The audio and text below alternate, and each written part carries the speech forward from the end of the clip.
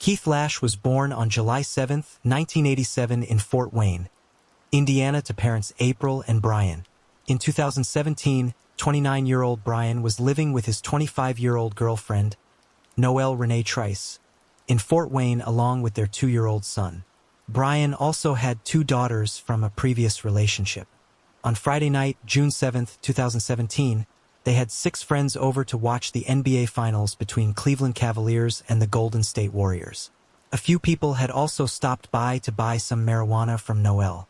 The following day, Noelle and Brian failed to show up for a planned meetup at the New Haven Canal Days, and they were oddly not answering their phones. Concerned, a female friend and her mother went by their house and shockingly found both Brian and Noelle dead inside. They had been stabbed to death and there was blood all over the home. Thankfully, Noelle's mother, Kimberly Gomez, took their son with her that night so they could continue watching the game and having fun. Unbeknownst to the friend and her mother, they hadn't even been dead for an hour. Investigators, with the help of family friends, determined that a 50-inch TV, 3 pounds of marijuana, and a VCR were missing. As for Noelle's cell phone, it was found in the hallway between the kitchen and the bedroom, and investigators were able to pull a partial palm print from it. One immediate person of interest was Dustin Neal, who had been at the house the night before. Dustin was brought in for an interview and didn't say much. However, a follow-up interview was conducted, and this time, he told investigators he had known Noelle for about 20 years and was at her home on an almost daily basis. He also admitted that he was aware she had 2 to 3 pounds of high-grade marijuana in her house that night. He said he left around midnight, the same time Noelle's mother left, and never returned. After leaving, he said he went to his mother's house and then to a friend's trailer that he had a key to. Once there, he smoked and had some drinks. The owner of the trailer came home at 3 a.m. after getting off work and confirmed that Neal was there. He then claims he left sometime between 7 and 9 a.m. However, a witness came forward and said that Dustin called twice, a little after 8 a.m., in a frantic state of mind. Call logs back this up. Dustin called the witness to try and sell a large amount of marijuana and said he needed to get rid of it quickly because he had stolen it from a couple. The witness said it was 1 to 2 pounds of high-grade marijuana, just like Noelle had. Investigators then obtained Dustin's cell phone records and found it pinged off a cell tower at 6:20 a.m. right near the victim's home.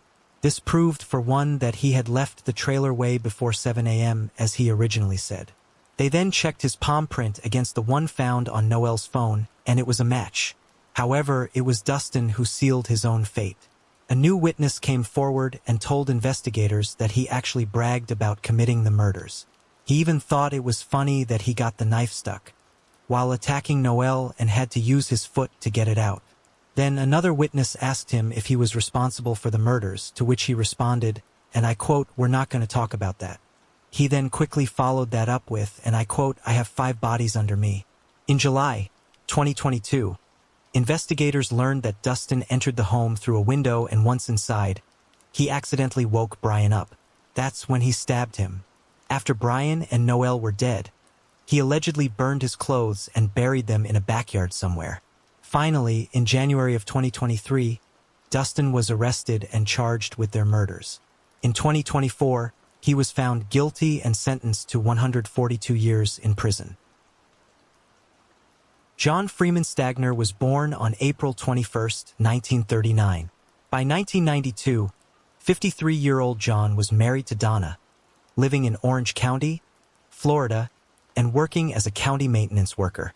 Their home was on the county's maintenance property, and he served as the live-in caretaker for the equipment there. Those who knew John described him as a very generous person who treated others with kindness. On the evening of August 9, 1992, John was called out to repair a power line that had come down during a storm. They slept in separate bedrooms in the summer because Donna preferred to sleep with the air conditioning and John didn't. So when he came home, Donna went off to her bedroom around 10:30 while he stayed up watching TV in the living room. She heard a noise around 2:30 a.m. but never got up to check. Around 5 a.m., she went to wake him up but didn't turn on the light, and noticed that his arm was cold to the touch. Concerned, she turned the light on and shockingly found him dead. An autopsy determined he had been brutally attacked and suffered blunt force trauma to his head and face. Even though DNA was in its early stages, investigators knew the importance of it and collected as much evidence as they could. They also found a walking stick at the scene, which they determined was the murder weapon. Clearly, someone had come into their home and attacked John while he slept. However, there was no evidence of a struggle or a break-in. But they did find his window open, and since the house was only one story, they figured the suspect entered that way. Since nothing was missing and John was the only victim, they weren't sure what the motive was. They began going through his life trying to find anyone who might have had a reason to harm John. That's when they came across his friend Ronald Cates, who went by Ronnie. Ronnie was known for borrowing tools from John, and he was asked to return those tools not long before the murder. While they had fingerprints in the home that matched Ronnie, he was a frequent visitor, so they couldn't be certain he was their suspect. Ronnie and his family had even been homeless at one point, so John and Donna gave them a place to stay along with money and food. Strangely, when they went to talk to him, his daughter answered the door and seemed nervous and told investigators he was at home. They decided to stick around and eventually noticed a truck peel out of the driveway. They returned to the house and the daughter admitted her father forced her to lie about him being home. When they finally tracked him down and brought him in for questioning, he gave several conflicting statements regarding his whereabouts on the night John was murdered. Plus, they felt that an innocent man wouldn't try and evade police. 3 years after John's murder, Ronnie tried to take his own life and was committed during a mental health crisis. While in the hospital, he confessed to killing a man in 1992 but also claimed to have killed several historical figures. Since he wasn't mentally stable, the confession wasn't enough to arrest him. The case would then go unsolved for another 27 years. In April 2022, Ronnie was in a hospital in North Carolina and confessed once again to a nurse that he had killed someone in Florida in 1992. He also told a security guard the same thing. Curiosity got the best of them and they decided to research the murder he was talking about and stumbled on John's case. They then notified the police who came and interviewed him. Investigators learned that Ronnie had a drug problem and would sell the tools he borrowed from John for drug money. After he failed to return the tools, John had a fallen out. Frustrated that he couldn't get his tools back, he confronted Ronnie. They also learned that, on the day of the murder, Ronnie was hiding under the house, waiting for his opportunity to strike.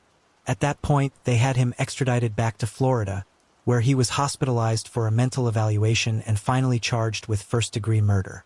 Once he was arrested, his family, now safe from him, decided to finally reveal information they had kept secret all these years.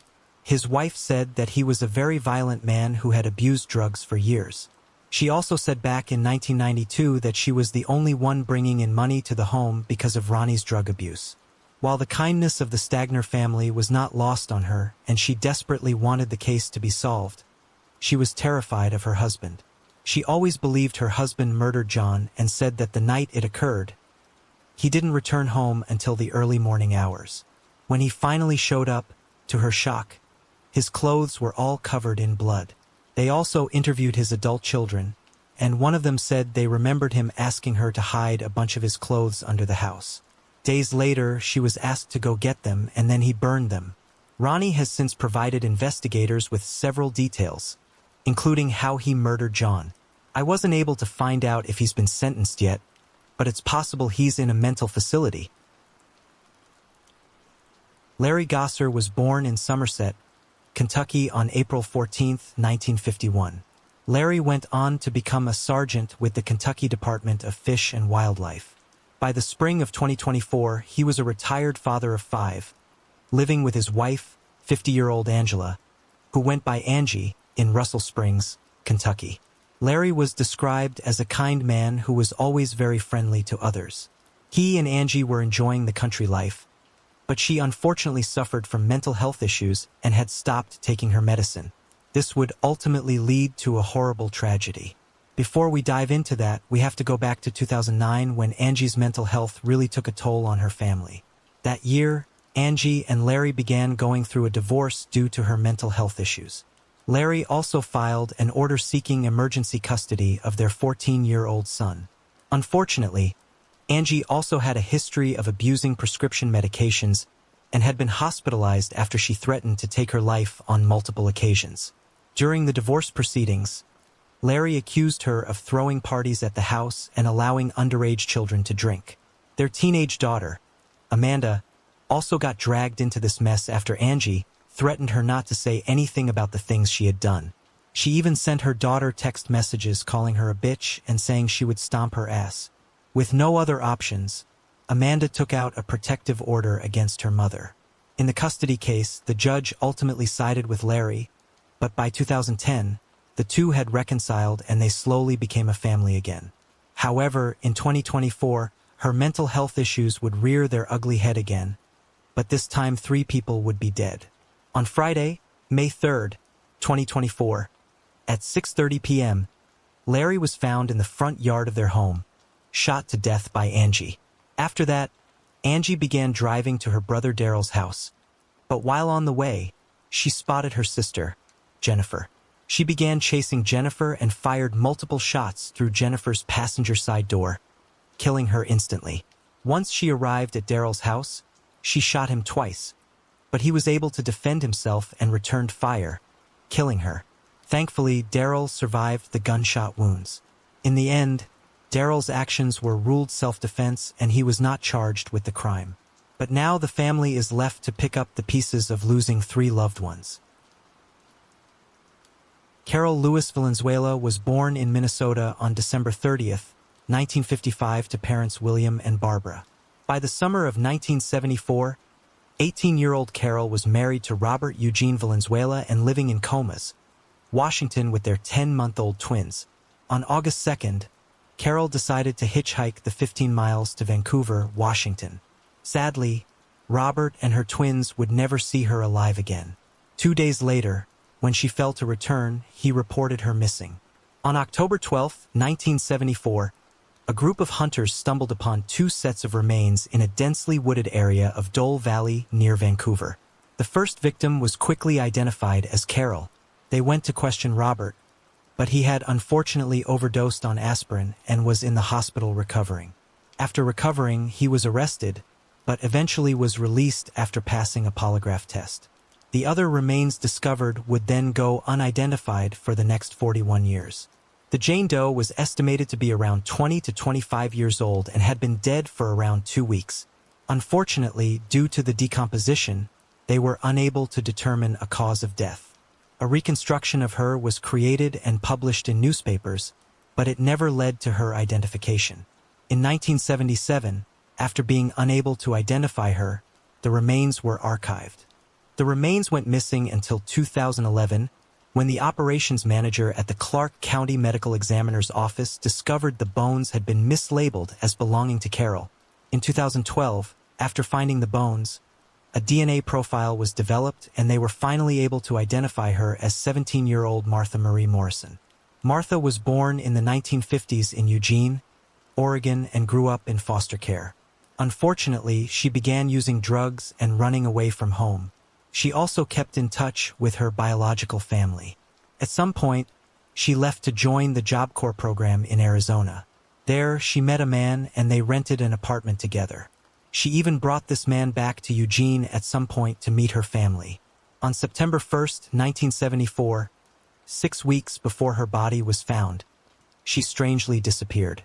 It was reported that she and her boyfriend had gotten to a nasty argument right before she went missing. Investigators wanted to question him, but they had no clue who he was. So in 2016, they made an appeal to the public for help in identifying him. Not because he was a suspect, but in hopes he could shed some light on the case. Finally, in 2017, they got the break they were looking for when Martha's DNA was found on an air pistol that serial killer Warren Forrest used to torture 20-year-old Krista K. Blake. Forrest had been a long-time suspect in the case, along with a couple of other serial killers. As for the air gun, it was found in a footlocker in his van in October 1974 when he was arrested for the murder of Krista. In 1978, he was found guilty of Krista's murder and sentenced to life in prison. In January 2020, Forrest was charged with Martha's murder. Norma Lewis, a victim of Forrest who survived, testified during the trial that he offered her a ride home but instead drove her into the woods of Tukes Mountain, where he tried to kill her. Thankfully, she was able to escape and led the police back to the scene of the crime. When investigators scoured the area, they found Krista's body buried in a shallow grave less than 200 feet away. It's believed that his first victim was Jamie Rochelle Grissom, who disappeared after leaving school in 1971. Her ID was later discovered along a remote road in Clark County. To this day, she has never been found. He's also a suspect in the 1974 disappearance of Diane Gilchrist. In February 2023, Forrest was found guilty of Martha's murder. Investigators believe Forrest is responsible for the deaths of at least 7 women, and family members are hoping one day he will reveal the location of his other victims. While he hasn't been convicted for the murder of Carol, he is considered the prime suspect. On January 29, 2010, in Clarksville, Tennessee, David Champagne accidentally hit the mailbox of William Campbell, who went by Bill, and his wife Ina. He tried to call and let them know, but they strangely didn't answer. Concerned, he reached out to a neighbor who had a key to their house, and upon entering, they shockingly found them shot to death in their bed. The house had also been ransacked, appearing like the murders were the result of a burglary gone wrong. Bill and Ina had been married for many years and adopted a baby boy who they named William Roger Campbell. After their untimely deaths, William Jr., who went by Roger, quickly became a person of interest. However, he claimed they were still alive when he left the house that morning at 7 o'clock. Roger lived out of town but had been in town visiting his parents. Investigators searched the home for clues and found a medicine log that Ina kept. Interestingly, it abruptly stopped on the 27th. They began to believe that Bill and Ina had been dead for a couple of days before being found. That theory was given even more credit after finding Bill's newspapers from the 28th and 29th still in the mailbox. Since Roger was the last one to see them alive, it only made sense that he was a person of interest. He also didn't help his case by telling investigators multiple inconsistencies, and by the fact that he wasn't being very cooperative. He then did something that shocked everyone. He had his parents cremated, something that Bill and Ina were very much against because they wanted to be buried right next to each other. Unfortunately, they didn't have the physical evidence to tie Roger to the crime, and the case would go unsolved for the next 11 years. In 2021, the case was looked at again, and they realized that Roger's ex-wife Linda had not been thoroughly interviewed. Linda told them that on January 26, 2010, 3 days before Bill and Ina's bodies were discovered, Roger came by her work at Fort Campbell and had Ina with him. This was strange considering they hadn't seen or spoken to each other in almost 13 years. He told her that he would be leaving town again on the 28th. It was almost as if he was setting up some sort of alibi. Investigators then determined that he stood to gain $180,000 from his parents' estate once they were dead. It turns out that Roger had been a plague on the family for years and could never maintain a good relationship with anyone. In 1989, he was convicted for embezzlement. Then in 1990, he violated his probation after cashing a fraudulent check. Apparently, he had a thing for money and would do anything to get it. Now, investigators had a motive: money. They presented the circumstantial evidence to a grand jury to review, and they subsequently indicted him. In July 2021, investigators tracked him down in Georgia where he lived and arrested him for the murder of his parents. He was then extradited back to Tennessee. Roger's son, Sean, spoke very highly of his grandparents but didn't have many nice things to say about his father. He basically confirmed that his father had been a plague for years and said that anyone who had let Roger into their lives was left with only horror stories to tell. On January 23, 2023, 13 years after Bill and Ina's murder, Roger was found guilty and given 2 life sentences to be served consecutively. It's believed that Roger waited until his parents were asleep and hooked up to their oxygen before he executed them. He then staged the house to look like a burglary gone wrong. After his conviction, they asked Sean how he felt about it, to which he responded, and I quote, "I've been waiting 35 years to say F you, and the jury did it for me." Anna Repkina was born in 1990 in Moscow, Russia. In 2016, after getting out of a 7-year relationship, she went on a dating website and met a man named William Hargrove, who lived in Uzi, Oregon. The relationship quickly blossomed, and before long, she was making plans to come to the United States to meet him.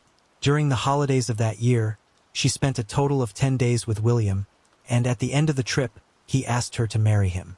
She agreed, but had to return to Russia to make plans to permanently move to the United States. 3 months later, in March of 2017, she left her life in Russia and returned to Oregon with the plans to settle down and get married. However, unbeknownst to her, the man she was about to marry wasn't all he was cracked up to be.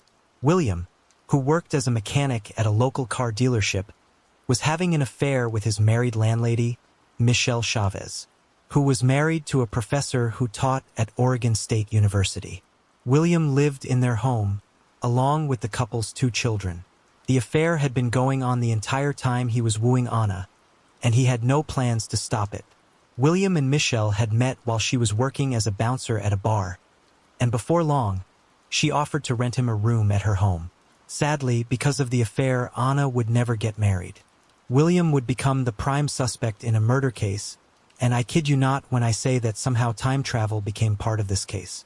Anna and William were supposed to get married on March 23, 2017, but William called it off and told her it was because the officiant couldn't show up on that day. However, he told Michelle a different story. He said he wasn't in love with Anna and was going to send her back to Russia. In the meanwhile, Michelle had forced William to move out of her home and into another place with Anna because she didn't like her being around. She also broke things off with her husband in order to be with William. However, 3 weeks later, Anna was still there and Michelle was pissed. So she gave him an ultimatum: either get rid of Anna or she was done. On April 16, 2017, a groundskeeper near Isle C, Oregon came upon Anna's body. She had sadly been shot to death. The trash that lay on the ground beside her was just as shocking. We're talking candy wrappers, fast food bags with a receipt from KFC, and cigarette cartons. She had basically flown 5,000 miles to be with who she thought was the love of her life, only to be thrown away like a piece of trash. The KFC receipt that was found was dated April 14th, 2 days before Anna's body was discovered. Investigators were able to trace the receipt right back to William. They then discovered that after she was dead, he withdrew $800 from her bank account. He then used the money to buy candy and cigars and pay for his car insurance. He also bought some Star Wars Legos. Investigators knew they had their prime suspect, but they needed to know why he murdered Anna. Police tracked down Kevin Thomas, a friend of William's, who had eaten with him that day at KFC. He told investigators about the love triangle that had turned sour. He also said that William borrowed a shotgun from him that day and never returned it, the exact type of weapon that was used to murder Anna. Based on the testimony by Kevin, investigators were able to piece together a timeline of events. They determined that on the day Anna's body was found, William took her into the woods and shot her to death with the shotgun he borrowed from Kevin. He then called Michelle and the two met and had sex a few miles away. William, clearly feeling guilty about his actions, began researching time travel on the internet. While researching, he stumbled upon a spell that he believed might allow him to travel back in time. He even saved screenshots of the web pages. He was also communicating with people through the WhatsApp, asking them for help to travel back in time to correct a horrible mistake that was made. He also offered his soul to strangers in exchange for information on time travel. On April 19, 2017, William was arrested and charged with Anna's murder. They had found the murder weapon in his vehicle and retrieved cell phone data that put him at the crime scene. However, when he was brought in for questioning, he downplayed their relationship and said he barely knew her and they had only been on 2 dates. When asked about his KFC meal with Kevin, he said he threw the bag away outside a general store. When investigators pointed out that the bag was found at the crime scene, William quickly lawyered up. He and his attorney then began putting the blame on Michelle, and his defense team would continue with that allegation throughout the trial. On the surface, it seemed that Michelle was also a victim of William's lies and deceit, but she had allegedly made some very questionable comments. When she gave William the ultimatum, she told him to, and I quote, "fix this and get rid of her." She also said if Anna was, and I quote, "Not gone by Thursday. I'm building a snowman." Michelle would later testify that building a snowman was a family joke about killing someone and hiding their body inside a snowman somewhere cold enough that it would never melt. While she insisted it was just a joke, William's attorney used that as part of their defense, claiming that it was a clear threat to kill Anna. Since the defense was trying to pin the murder on the prosecutors showed a message that William sent Michelle that read, "We'll have this solved permanently." In November 2019, William was convicted of first-degree murder and was sentenced to life in prison with the possibility of parole after 25 years. As for Michelle, no charges have ever been brought against her. After all was said and done, Anna's remains were cremated and shipped back to her family in Russia. In April of 2008, 18-year-old Quina Fu was living in Bloomingdale, Florida with her mother, Vanna Nguyen. Quina was a senior in high school working at the clothing store Abercrombie & Fitch. She was described as a very happy and energetic individual. Toward the end of April, she was making plans to graduate and getting ready for her senior prom. That is until a horrible tragedy changed her life forever. On April 24, 2008, after Quina got off work, she went to the Bloomingdale Regional Public Library in Brandon, Florida to return some books. Since the library was already closed, she was just going to drop them off. However, when she pulled up, she noticed a man sitting on the bench nearby and found that rather strange. She was on the phone with her friend Rachel and told her about the man and asked if she would stay on the phone while she dropped off the books. Quina got out of her car and opened the rear door where the books were. Then suddenly Rachel heard a terrifying scream and the call ended. When Rachel tried to call her back, there was no answer. She had a friend who lived nearby and she called and asked them to run over and check on her. She also called Quina's mother Vanna and informed her of the situation. When the other friend arrived about 30 minutes later, they found Quina's car still running with the door open. They noticed blood on the ground along with her cell phone, which was now broken into pieces. At that point, the police were called. When they arrived and began searching the area, they discovered Quina's badly beaten body behind the library, but thankfully she was still alive. She was quickly airlifted to a nearby hospital in very critical condition. She then fell into a coma, but regained consciousness the following day. Surprisingly, she remembered what happened, and one of the first things she asked was, "Did they find him?" This moment of joy quickly faded, as the swelling in her brain worsened, causing her to have a seizure. Doctors quickly performed emergency brain surgery to reduce the swelling and then placed her into a medically induced coma. In the meanwhile, investigators discovered a utensil from the fast food restaurant Wendy's and took it for evidence. They also learned that not only had Quina been attacked, but she was also sexually assaulted. It wasn't long before the suspect was identified as 16-year-old Kendrick Morris, a sophomore in high school. As they dug into Morris's past, they learned he had been caught torturing animals, which is typically a psychopathic trait. 3 weeks after the attack, Quina came out of the coma. Unfortunately, she was now in a permanent vegetative state that left her blind and no longer able to walk or speak. However, she still has that beautiful smile she was always known for. She is now in the permanent care of her family and requires around-the-clock care. While her recovery has been difficult, she has been able to take a few steps with assistance and make a few sounds. She even got to have the experience of her prom that she sadly missed. Now back to the piece of shit who destroyed her life. It turns out he had also attacked and sexually assaulted a daycare worker. For both crimes, he was sentenced to 65 years in prison. A law was then enacted that allowed him to request a resentencing in 2017. In an amazing turn of events, he was given life in prison without the possibility of parole and, in my opinion, the sentence he should have originally received. Rachel Hannah Moran was born to parents Patty and Ronald on May 20, 1986 in Dover, New Hampshire. In 2023, 37-year-old Rachel was the mother of 5 children living in Baltimore, Maryland.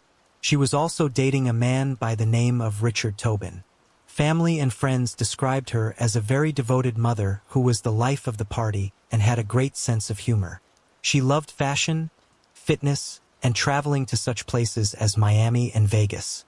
On Saturday, August 5, 2023, Rachel went for a walk on the Ma and Pa Trail in Harford County, Maryland. The trail follows the old Maryland and Pennsylvania Railroad and is typically known as a safe location with frequent visitors. After leaving her home that day, she was never seen alive again. Later that day, when she failed to return home, Richard went out looking for her and discovered her car in a parking lot at the entrance to the trail. At 11:20 p.m., he called police and reported her missing. The following day, a search party was formed and set out on the trail looking for her. At 1:07 p.m., a Native American tracker by the name of Michael Gazbrzuski and his stepdaughter, Cecilia, who was friends with Rachel and had joined in on the search, found her naked body in a culvert off the trail. She had sadly been sexually assaulted and beaten to death. The injuries to her head were so severe, she was almost unrecognizable. Richard was immediately looked at as a person of interest, not only because he was the one who found her car, but because he had been arrested 14 times since 2014 on charges including drug dealing, assault, disorderly conduct, and resisting arrest. People on social media also began pointing fingers at him. However, at the time of Rachel's murder, he had been clean for 15 months and was getting his life in order. He also took to social media to declare his innocence. Within a couple of weeks, the DNA from the crime scene ruled him out. The DNA was then uploaded to Cody's and matched to a wanted suspect in a case from California. Unfortunately, they didn't know the suspect in that case either, and the match was only between the DNA retrieved from both crime scenes. The case in California occurred in March 2023, when the suspect entered a home in Los Angeles and assaulted a 9-year-old girl and her mother. The man was captured on the front door security camera, but unfortunately, you couldn't see his face. The following month after Rachel's murder in September of 2023, investigators enlisted the help of Othram. After generating a DNA profile, their genealogy team got to work. In the meanwhile, investigators released a composite sketch of the suspect, hoping someone might recognize him. More than 1,000 tips across 7 states came in, but they were still unable to identify him. Finally, genealogists were able to provide investigators with some new investigative leads. And in early May 2024, the suspect was identified as 23-year-old Victor Antonio Martinez Hernandez. He had crossed into the country illegally in February 2023 after fleeing El Salvador, where he was also wanted for murder. Now that they had a name, they just needed to find him. On June 14, 2024, he was arrested and charged with first-degree murder after he was found sitting in a bar in Tulsa, Oklahoma. He is currently in jail in Tulsa awaiting extradition back to Maryland. Terrence Waynes Wicker, who went by Trey, was born on September 3, 1996 to parents Amanda McFarland and Terry Wicker. In 2011, 14-year-old Trey was staying with his mother in Louisville, Kentucky. His mother, Amanda, was married to a convicted felon by the name of Joshua Gauker. Josh Young, his son from another woman, also lived with them. At the time, Trey was a freshman honor roll student at Seneca High School and appeared to have everything going for him until his life was tragically cut short. On May 11, 2011, students at Liberty High School were at the creek behind the school and shockingly found Trey's body. He had sadly been beaten to death. This location was within walking distance from his mother's home. Suspicions immediately began swirling around his new stepfamily. His stepbrother, Josh Young, was brought in for questioning but denied involvement, saying he and his father liked Trey and would have never done that. Young had even been a pallbearer at Trey's funeral. Strangely, though, he never showed any emotions about his stepbrother's murder. Young's own father, Gauker, told investigators he felt his son was responsible. Plus, Gauker was ruled out after providing an alibi. He was with Amanda and was seen on surveillance footage buying cigarettes from a gas station. Investigators eventually felt they had enough evidence and arrested 15-year-old Young in early 2012 and charged him with the murder. In a shocking twist, 39-year-old Gauker came forward and confessed to Trey's murder during his son's trial.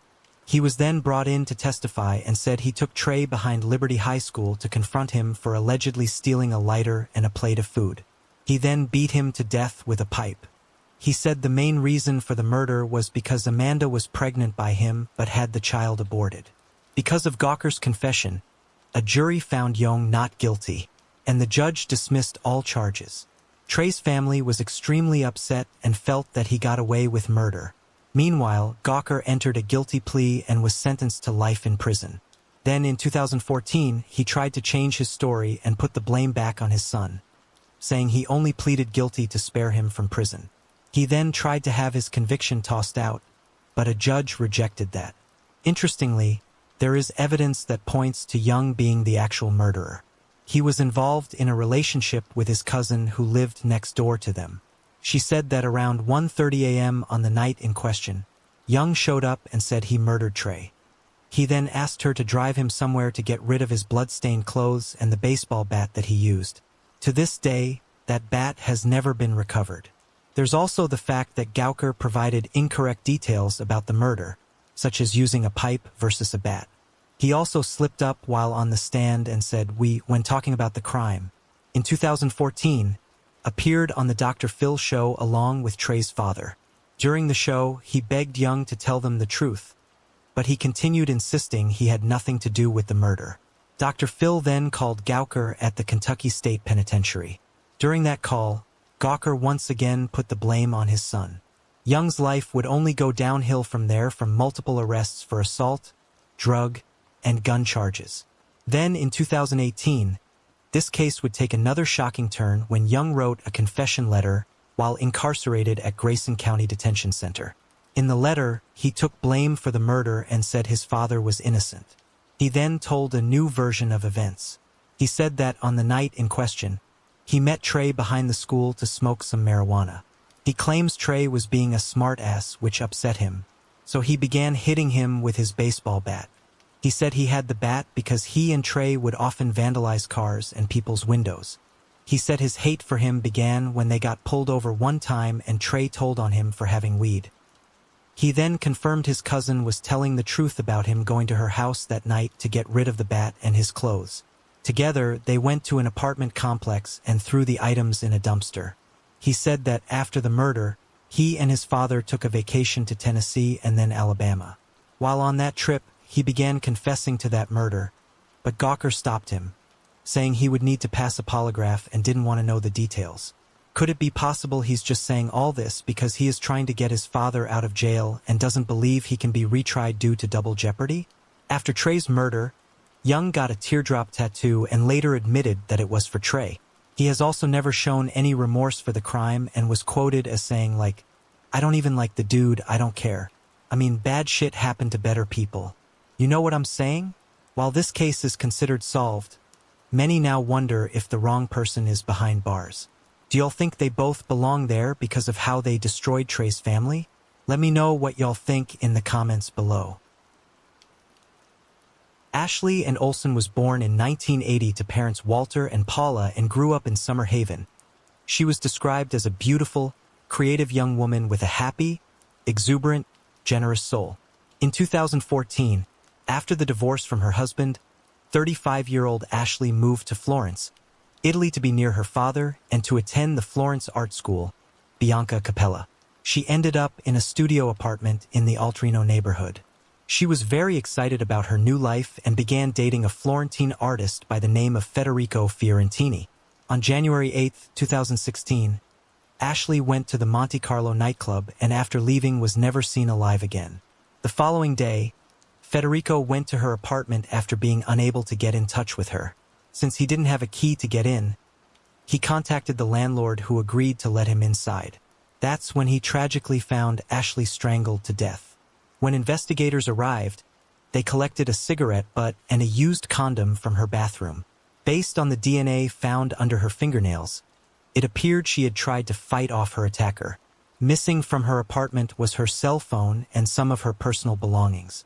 Investigators then checked security footage from the nightclub and saw her leaving with a Senegalese national who was in the country illegally. The man with the last name of Diao was brought in for questioning and had his DNA tested against the DNA found under her fingernails, on the cigarette and from the condom, and it was a match. He was then subsequently arrested and charged with her murder. He said that the two of them were doing cocaine and drinking, and after arriving back at her apartment, they got into a physical altercation after engaging in consensual sex. However, he claimed that when he left, she was still alive. Her family didn't believe the sexual encounter was consensual because Ashley had received treatment days earlier for a severe bladder infection and was taking antibiotics. Plus, the autopsy showed that not only had she been strangled to death, but he had fractured her skull in 2 different places. Dal claimed that after sex, Ashley wanted him to leave and began pushing him to the door. He said when she turned her back to him, he punched her in the back of the head. At that point, he claims they got into a shoving match and that he picked her up by the neck and put her on the bed alive and moaning in pain. After that, he left her apartment. However, he never admitted to strangling her, but the autopsy showed she had been strangled with some type of rope or cord. Investigators were also surprised to find that he came back to her apartment for a second time. Regardless, Diao was convicted of murder and sentenced to 30 years in prison. Denise Annette Hubert was born in Modesto, California on November 22, 1967. After high school, she earned a degree in social sciences from the University of California, Irvine, and then moved back in with her parents in Newport Beach. She was described as a very social individual with lots of friends. In 1991, 24-year-old Denise was working as a server at the Old Spaghetti Factory. On the night of June 2nd, she and a coworker named Robert Calvert went to a Morrissey concert in Inglewood after her boyfriend, Stephen Horrocks, was unable to go. Unfortunately, when she was less than 3 miles from home, her rear tire blew out on the Corona del Mar freeway. When her parents woke up the next morning and realized she wasn't in her room, they assumed she spent the night at Rob's place or maybe her friend Tammy Brown's house. She called Tammy that morning to see if Denise was there, but sadly she wasn't. She in turn called Rob, who said the last time he saw her was when she dropped him off at home after the concert. Tammy then decided to drive the route that Denise would have taken. That's when she discovered Denise's car with a flat tire on the side of the freeway just before the Newport Beach exit. Unfortunately, Denise was nowhere to be found, and missing along with her were her car keys and purse. Police began searching the area with helicopters and canine units. The dogs were able to track her scent for about 75 yards before it vanished. They brought Rob in for questioning, who said he and Denise had gone for drinks at a local bar after the concert, and that she dropped him off around 2 a.m. He agreed to a polygraph and passed. Rob told investigators about Denise's boyfriend, Steve, but he had a solid alibi and was also ruled out. A few years later, retirees Jack and Elaine Court had moved to Prescott Valley, Arizona, and began selling paint supplies at a local swap meet.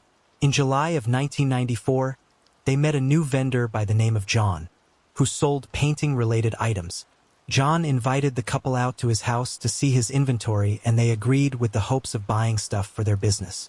However, when they arrived at his house, they saw a 24-foot yellow Ryder moving truck parked in the back driveway and found that very strange.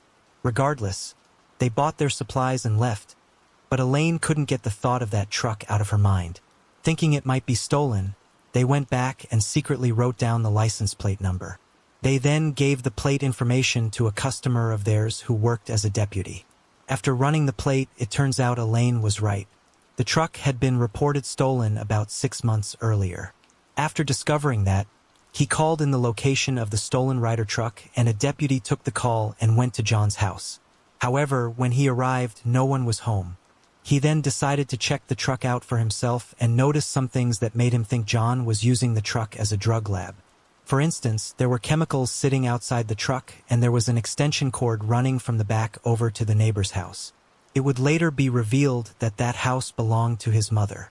The officer worked quickly, and less than an hour later, the narcotics team was there with a search warrant and opened the truck. Inside, they found a padlocked deep freezer, which they assumed was filled with drugs. Officers had no clue they were about to discover the remains of Denise. She was found on her knees with her arms handcuffed behind her back, and her mouth was duct-taped shut. While there, John, whose full name is John Joseph Familaro, arrived back home but didn't seem bothered by the presence of law enforcement. After arresting him for the truck theft, they brought him back to the station for questioning. At first, he was being oddly cooperative, that is until they mentioned the freezer. At that point, he refused to talk and requested an attorney. He was then arrested and charged with murder and grand theft auto.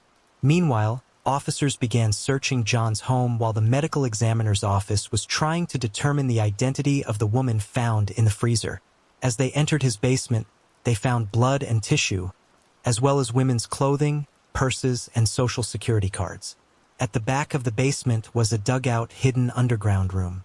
At this point, they were thinking they were going to discover more bodies and brought in a cadaver dog, but came up empty-handed.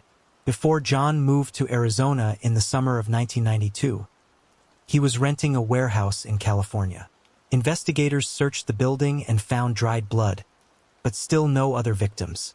At that point, they began contacting other agencies, which eventually led them to a woman who had a horrible experience with him. She said after meeting him in Phoenix, Arizona, he drove her out into the middle of the desert and proceeded to strangle her. Thankfully, she was able to fight him off and escape. Unfortunately, she never reported the incident to the police. However, she never forgot his face and immediately picked him out of a photo lineup. Once she came forward, it prompted other victims to come forward and share their stories. Multiple women said he had handcuffed them to beds without their consent, while others talked about his violent and disturbing behavior. Eventually, they were able to identify the remains as belonging to Denise. Inside his home, they found her purse with her identification inside, along with her clothes and newspaper clippings about her disappearance. He had even recorded an episode of Inside Edition that featured Denise's case. Since the warehouse where he ran his painting business in Laguna Hills, California was not far from where Denise's car was found.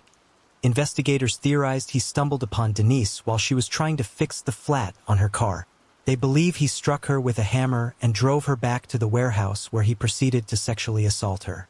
Once done, he killed her. Luminol was sprayed on a room in the back of the warehouse and revealed lots of blood on the walls. As to why he killed Denise's body, investigators say he was a hoarder and could never throw anything away.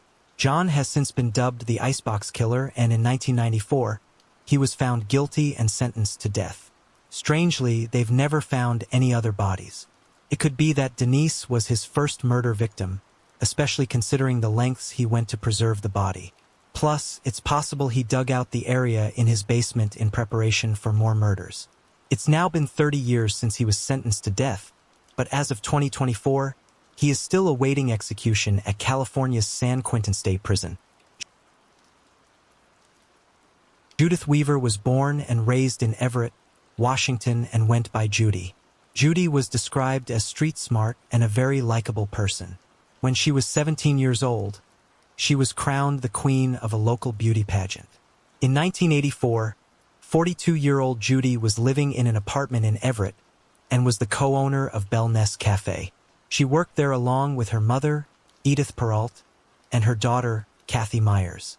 After work on the night of June 1, 1984, she began her walk home and stopped by a Dairy Queen where she ordered some ice cream. Sadly, that was the last time she was ever seen alive. A little after midnight on June 2nd, a passerby noticed a fire at Judy's one-story apartment building and used a payphone to call 911.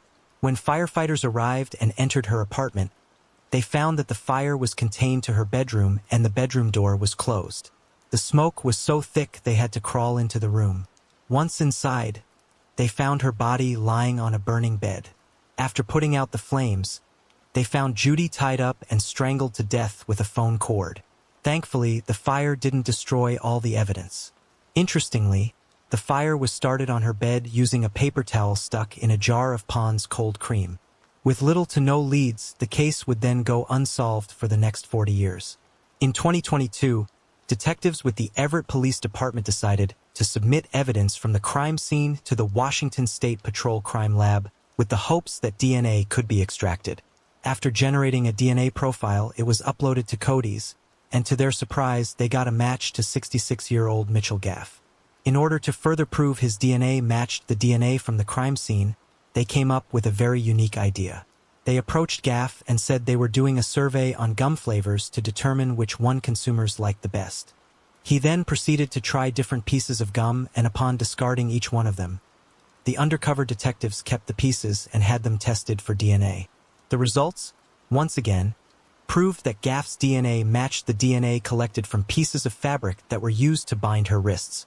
Come to find out, Gaff was a level 3 sex offender, which means the state has determined he is at a high risk of reoffending. In 1979, he was convicted for the assault of a woman that he had forced to the ground with a gun while she was putting her lawnmower away in her garage. He bound her and repeatedly hit her with his pistol, but thankfully she was able to get away. For that crime, he was given a 5-year suspended sentence along with probation, meaning he never served any of his time. 2 months after Judy's murder, 26-year-old Gaff was arrested for attacking 2 sisters while they slept in their home. He then sexually assaulted them after tying them up with a telephone extension cord. Thankfully, one of the sisters escaped and got help. Gaff confessed that at one point he was attacking anywhere from 10 to 30 women a day by knocking them to the ground and putting his hands up their skirts. He was also more active during the summer months because he had a thing for women in skimpy clothes. For the attack on the sisters, he pleaded guilty and was determined to unfit to continue living in the community and was committed for 11 years. The state also labeled him, and I quote, a sexually violent predator. After being released in 2006, he changed his name to Sam Wise Price. On May 1, 2024, he was arrested and charged with first-degree murder for the death of Judy. He was also charged with first-degree sexual assault, first-degree arson, first-degree kidnapping, and first-degree burglary. Investigators could also find no evidence that Judy and Gaff knew each other. This is very important because a person can always claim to know their victim to explain why their DNA was found in the apartment. Gaff never did that and instead invoked his right to remain silent and pleaded not guilty. As of June 2024, his trial date is still pending and he is being held without bail. Pava Marie Lapierre was born on January 21, 1997 in Tucson, Arizona. After high school, she enrolled in the computer science program at Johns Hopkins University in 2019 before changing her major to sociology because she wanted to use entrepreneurship to improve societal inequalities. By 2023, 26-year-old Pava was living in Baltimore, Maryland, where she was CEO of Ecomap Technologies, a company she founded with Sherrod Davis. The company was very successful, and she even made the Forbes 30 Under 30 list in the social impact category. Pava was making a huge impact on the world until her life was sadly cut short by an evil individual. On Friday night, September 22, 2023, all communications with Pava suddenly stopped. By the 25th, when friends and family had still not heard from her, they reported her missing. That same day, Pava was found murdered on the rooftop of her apartment building. She had tragically been beaten and strangled to death. Investigators were able to retrieve security footage from the building and saw her right before her murder in the lobby of the building, letting an unknown man inside after he waved at her. Sadly, this would be the biggest mistake of her life. After letting him in, they could be seen conversing before entering the elevator together. After that, she was never seen alive again. That same man was caught again on camera about 40 minutes later, coming out of a stairwell and quickly exiting the building while wiping his right hand on his shorts. It would later be discovered that he had been following Pava as she walked home that evening. The man was later identified as 32-year-old convicted violent sex offender Jason Dean Billingsley. At the time, he was on supervised probation after being released early from prison for another crime. He has a lengthy criminal record with arrest in 2009, 2011, and 2013 for sex offenses, assault charges, and burglary. Come to find out, he was also wanted in connection with attempted murder, arson, and sexual assault that occurred 3 days before Pava was murdered. In 2015, he was convicted of a first-degree sex offense charge and was sentenced to 30 years in prison. However, because he took a plea deal and pleaded guilty, he was only required to serve 14 years, but that was cut down to 7 years after receiving credit for good behavior. After murdering Pava, he went on the run. During that time, his mother made a plea for him to turn himself in. On September 27th, U.S. Marshals located him near a train station in Bowie, Maryland, and took him into custody. He was then charged with Pava's murder and even confessed to the crime. Since Pava's death, Her parents, along with Maryland Governor Wes Moore, endorsed legislation to restrict sex offenders from earning good time credits. In May of 2024, that bill was passed and will hopefully keep sex offenders from being released early for good behavior. As of June 2024, it appears his case is still going through legal proceedings, and he remains in jail without bail. Samantha Nicole Heller was born on January 16, 1995 in Lancaster County, Pennsylvania, and went by the nickname Sammy. In December 2012, 17-year-old Sammy was a senior at McCaskey High School and was described as a very funny and social individual who made friends easily. She enjoyed playing softball and field hockey and enjoyed riding horses and motorcycles. When she was 15, she met and fell in love with 17-year-old Benjamin Daniel Klinger. However, her friends and family were less than thrilled with him and described him as having a very dark and distant personality. They also described their relationship as very volatile. Unfortunately, all attempts to keep Sammy away from him were unsuccessful.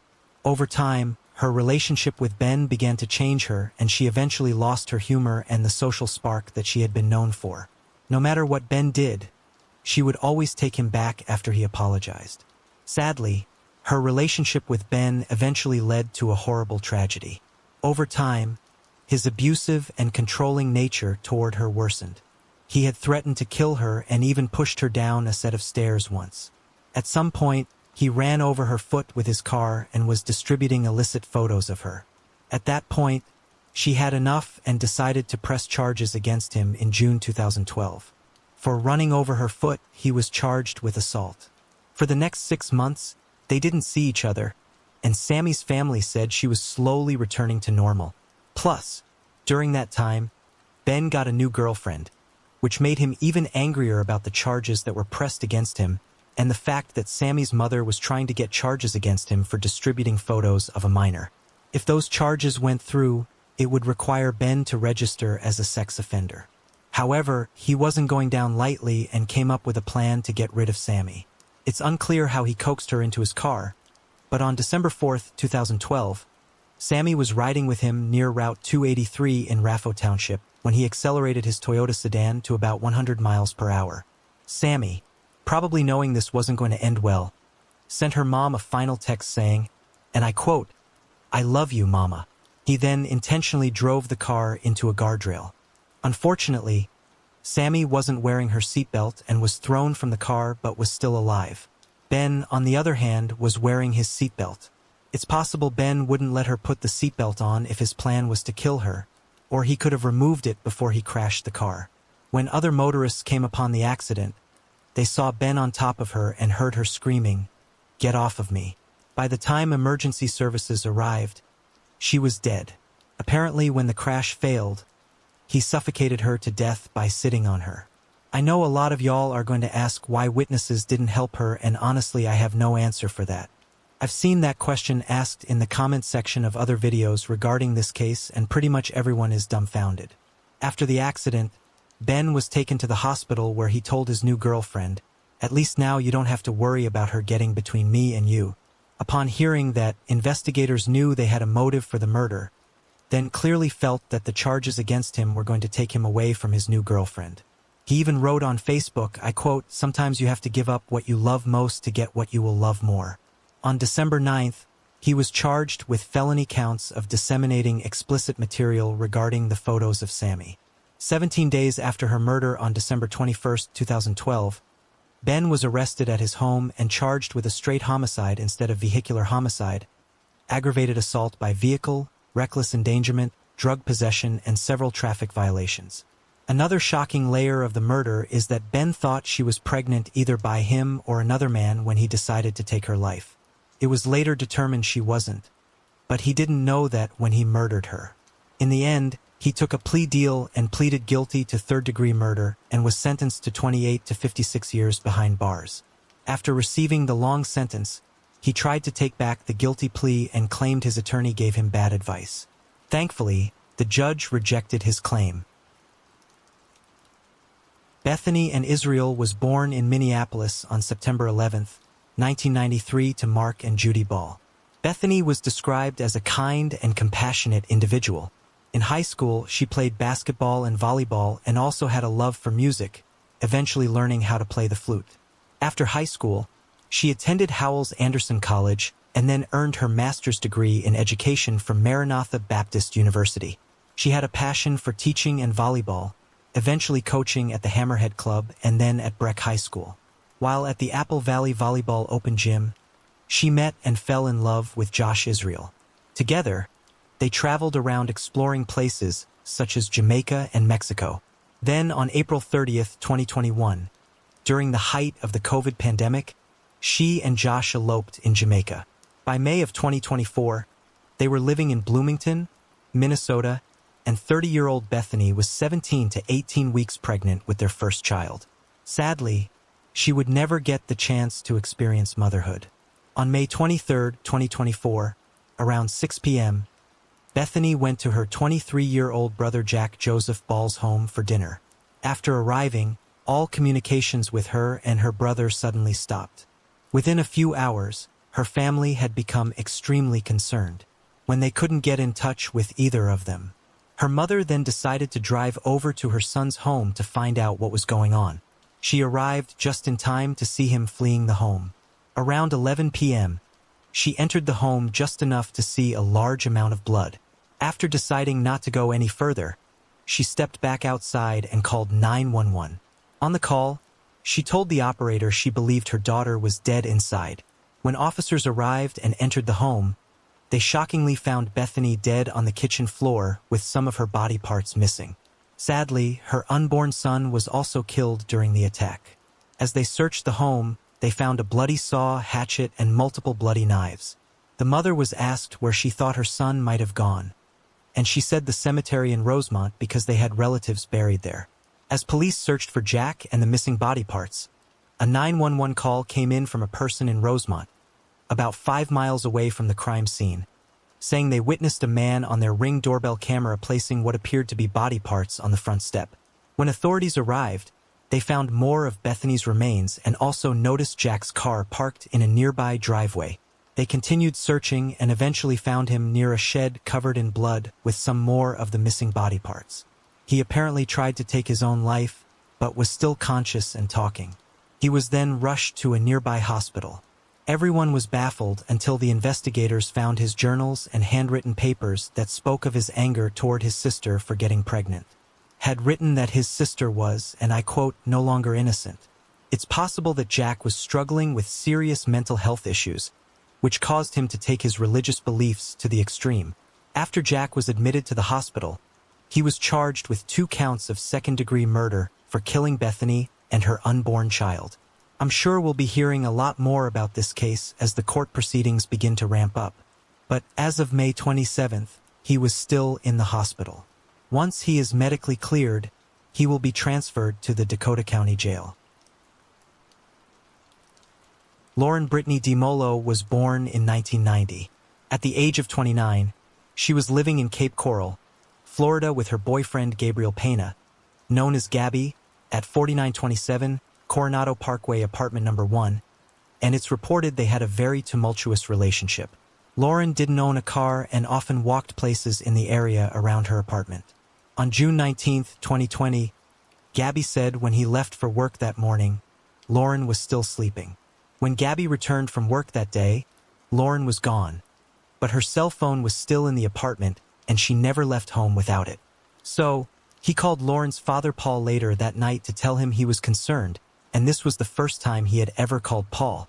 Her father didn't become very concerned until the next day. Strangely, Gabby didn't spend the next night in the apartment, but instead he stayed with a friend. Another day passed, and when her father, who lived out of state, checked back in with Gabby for updates, he said there was still no sign of Lauren and that he had contacted the police, but they never showed up for a report. So, Paul contacted the Cape Coral police and they said that they never got a call about a missing person. So Gabby then admitted that he never filed the report. But he told Paul that he would go actually file one that day on June 21st.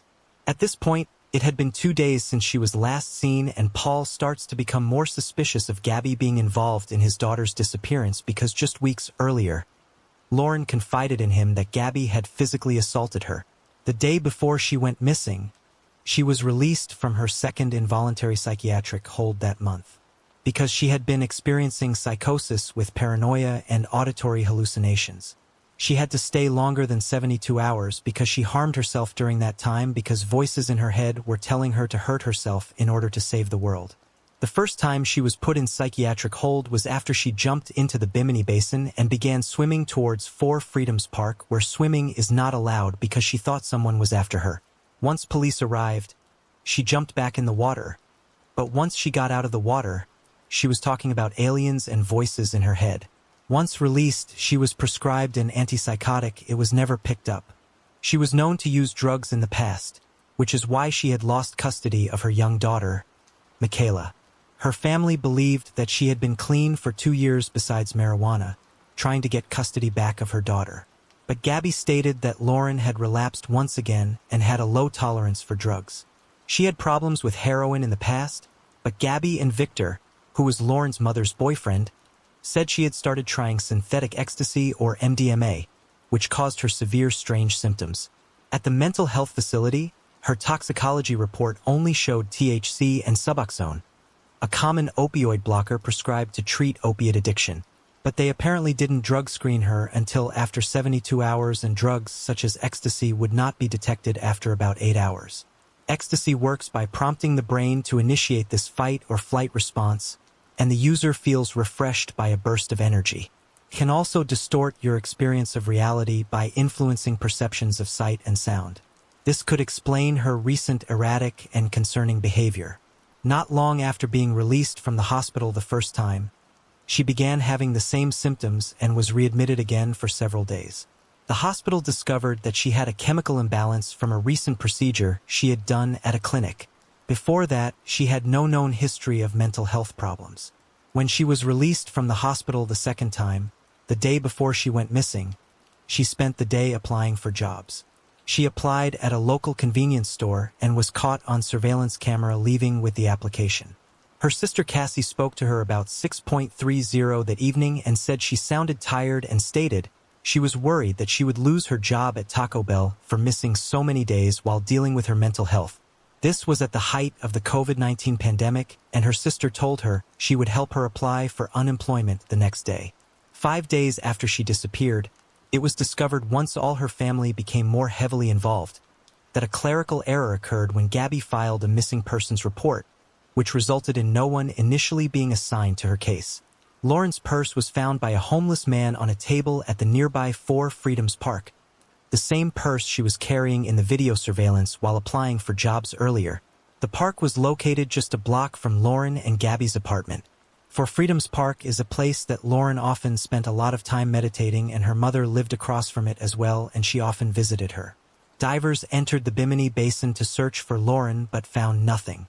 Within 2 days of her going missing, her family located what appeared to be pieces of her orange-painted artificial fingernails on the ground outside her apartment. The last text message she sent from her phone read, "You guys coming?" Lauren could only operate her phone via Wi-Fi, and she messaged through an app called TalkU or Facebook.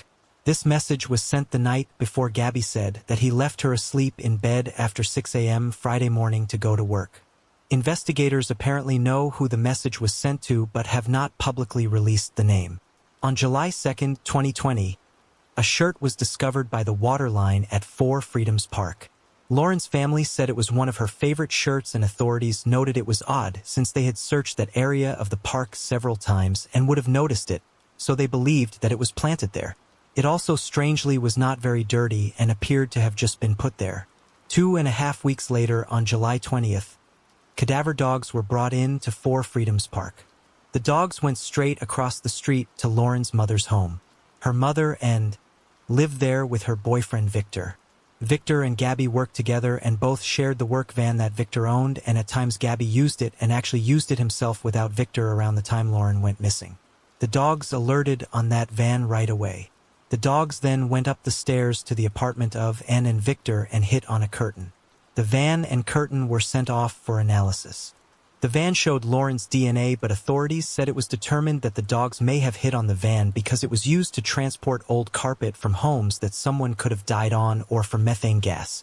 Lauren also rode in the van often. Lauren's sister and father reported that Ann and Victor had not been helping in the search for Lauren in the weeks since she went missing and didn't show very much concern, but were definitely defending Gabby during this time. This caused a lot of tension between the two sides of Lauren's family. During the investigation, the maintenance man of Lauren's apartment complex stated that Lauren approached him about 8 a.m. the morning she went missing, 2 hours after Gabby left for work, and stated that she needed help finding an apartment so she could get out of a bad situation. There were other people in Lauren's life that have an extensive criminal record. She was involved with a man named Carl Crow that lived in the same apartment building as her. Crow has been in and out of jail for not only drug trafficking, but for covering up the overdose death of another young woman, Kaylu Masu of Cape Coral, just 2 months before Lauren went missing. Once she was discovered deceased in his house after days of partying, Crow and several others dumped her body instead of calling police because she wasn't the first person to overdose in his home. Although he was behind bars at the time Lauren went missing, his two acquaintances, Jose Rivera and Josh Acapel, were not, and both have lengthy criminal records as well. Josh lived near Lauren and claimed he saw her walking past his apartment about 10 a.m. the morning she went missing, and they had waved to one another. Another person of interest important to mention is a man named Shannon Ryan. Shannon is a self-proclaimed witch, and he ran a Facebook group known as Lightworkers of the World that Lauren and her mom frequently interacted with. He was arrested and charged with murdering Lila Cavett in Florida and leaving her 2-year-old son wandering alone at an apartment complex. Up until his arrest, all his Facebook posts on the Lightworkers of the World page were positive and inspiring or about chakra and astral projecting until all of a sudden they weren't. Instead, they became very threatening right before he was arrested. Lauren's mom, and died of COVID-19 while in the hospital fighting sepsis just a few months after Lauren went missing. For days later, Lauren's stepmom Tracy DeMallo passed away. Strangely, the day Lauren's mom and was sent to the hospital after being found unresponsive in her bathroom, she had a visit from the same maintenance man that saw Lauren the morning she went missing. So he may have been the last person to see Lauren before she went missing and the last person to see her mother and before she became deathly ill. It is of note that while hospitalized and barely responsive, she strangely mumbled his name, Michael. Turns out another twist exists. Michael, the maintenance man, and Gabby both previously lived 12 miles apart in Racine, Wisconsin.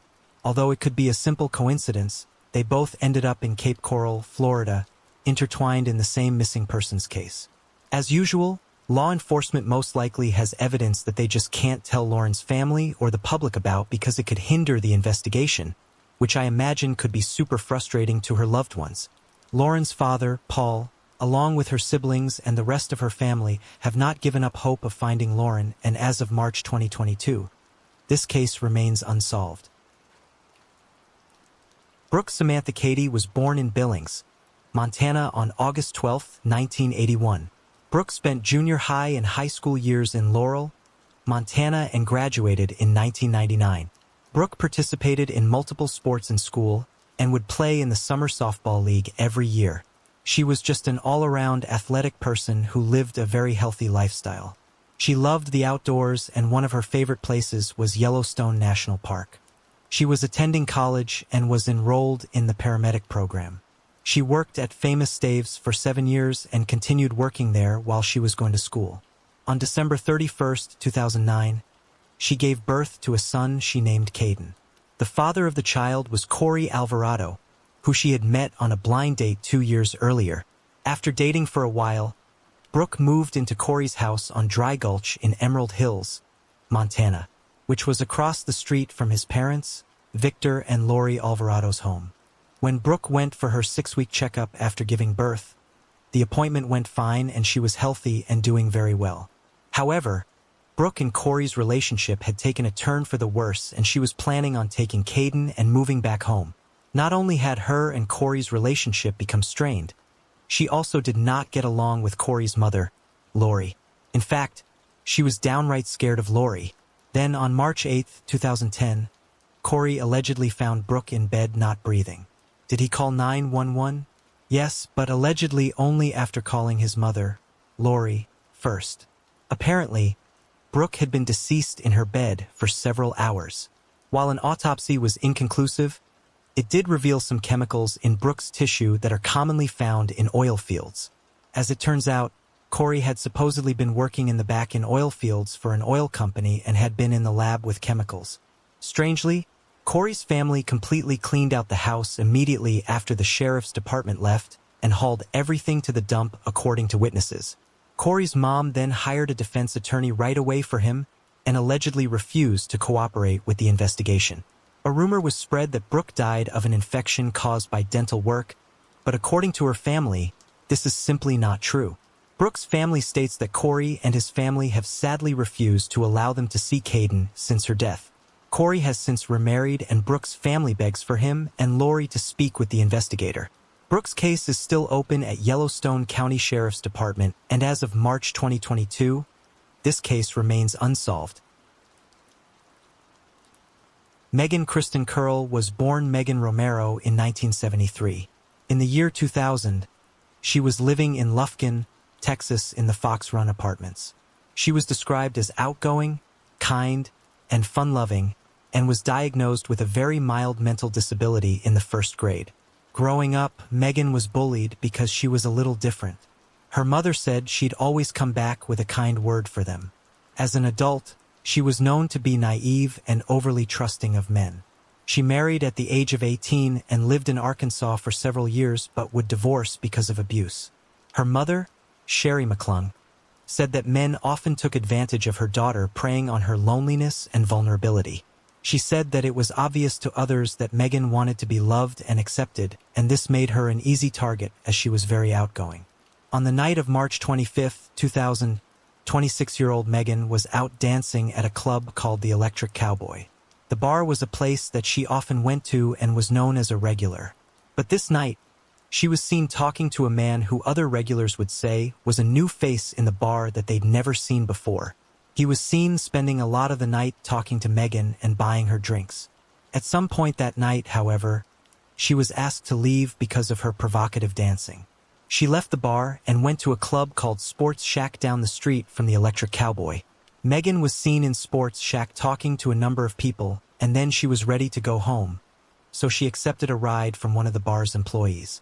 He dropped her off at her apartment building just after 1:30 a.m., where she then got into a conversation with a friend and fellow tenant in the building who had waited for Megan to get back. While the two women were talking about Megan's evening, the friend said that a car suddenly sped into the parking lot and came to an abrupt halt. Megan indicated that the driver was a man she'd met earlier, and the friend went back inside the apartment building. When she came back outside, she noticed the car was still there, but didn't see anyone in it or see Megan. Her friend then became worried and went upstairs and knocked on Megan's apartment door at 2:30 a.m. Megan answered and claimed to be fine, but the friend noticed that the driver of the car was inside the apartment. Megan's friend would say, she said, "I was right. It was my friend from the club. And I looked down to him and he just nodded his head slowly and didn't say a word.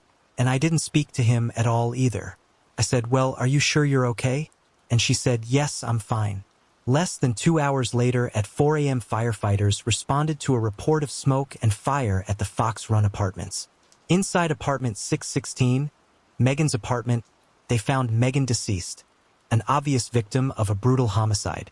Dental records were required to identify her. Her friend and neighbor that saw the man in Megan's apartment right before she was murdered was able to assist in a sketch being made of the suspect. He was a young white man with blonde hair and a baby face, wearing gold-rimmed glasses and a mustache. Since Megan's murder, police have interviewed dozens of people and investigated several suspects. In 2012, a retiring Lufkin police officer stated that they believed they knew who killed Megan but didn't have enough evidence. At one point, the prime suspect was an ex-boyfriend of Megan's named Tim Purvis. Before she died, she had testified about him being abusive, which led to his parole being revoked. He was released from prison about 1 week prior to her murder. However, he had an alibi for that night. Tim died on June 19th after apparently falling off a water tower in Hudson, Texas. Witnesses say he fell off a water tower that had recently been completed and then refused medical treatment and was taken to his home where he later died in his sleep. It's been nearly 22 years since Megan's life was tragically cut short, and as of March 2022, this case remains unsolved. Tamara Jewel Keatons was born September 1, 1998, a twin to Tamara. She is of Aboriginal descent and was born to Troy and Lorena Keatons, who later divorced. She was a young white Bear Nations girl and described as loving, smart, and brave. She liked playing Mario Kart on Nintendo and climbing her favorite tree down the block from her house.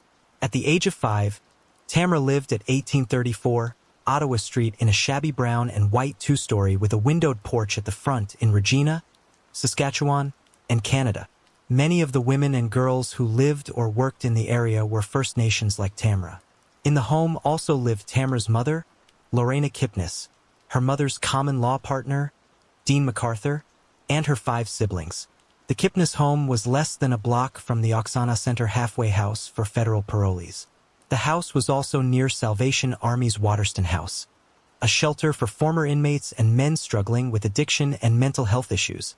A bar with a notorious reputation called the Earl Hotel was within walking distance of the home.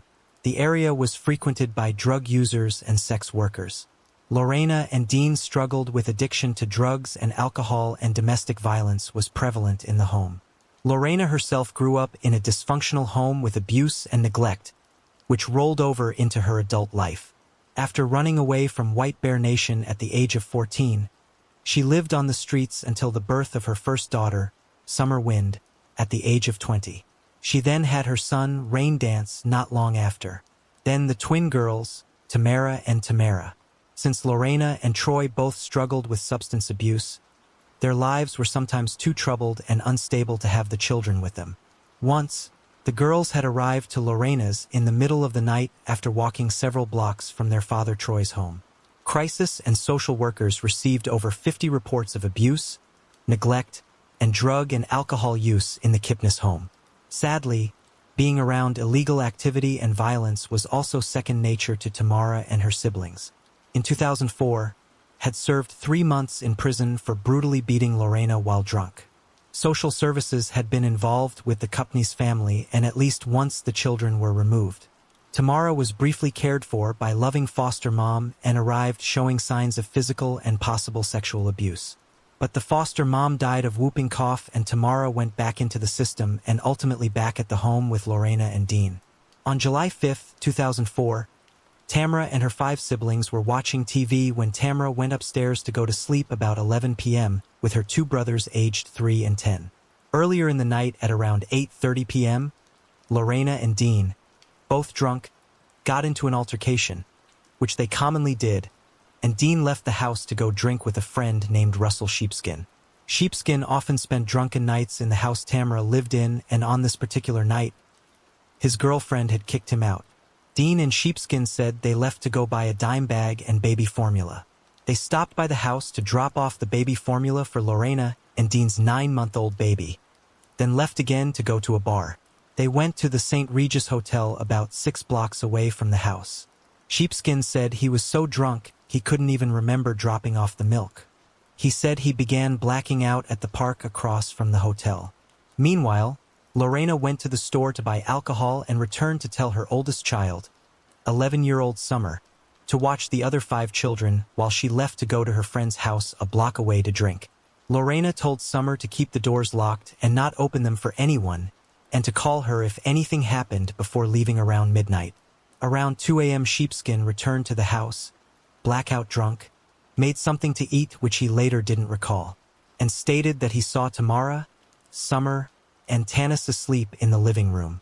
He and Dean had been drinking at a bar and then at a park before going their separate ways. When Dean arrived home, Sheepskin was smoking a cigarette on the front porch. A violent altercation then occurred between the 2 men.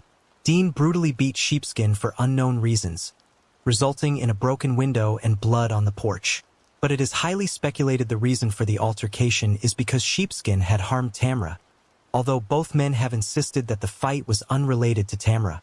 After the fight, Sheepskin went out the back door, leaving it unlocked to walk to the hospital to get stitches, while Dean said he set off to sleep elsewhere. Dean stated that he had been headed to his aunt's house, which was several blocks away. However, it took him more than 2 hours to get there, and he says this is because he got lost and went to her old house before remembering she had moved. He claimed that he kept blacking out on the way there and had arrived at his aunt's house at 5:30 a.m. and passed out on her couch. Some people speculate that the two men were disposing of her body at this time. Soon after Sheepskin and Dean's altercation, Lorena arrived home after 3 a.m. heavily intoxicated and for some reason entered through a window, then passed out on the couch.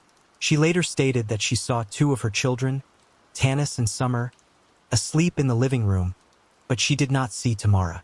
At 8 or 9 in the morning, Lorena woke up and opened the front door to let Summer and Rain out so they could walk to summer camp at a local rec center and let their grandmother Lois inside.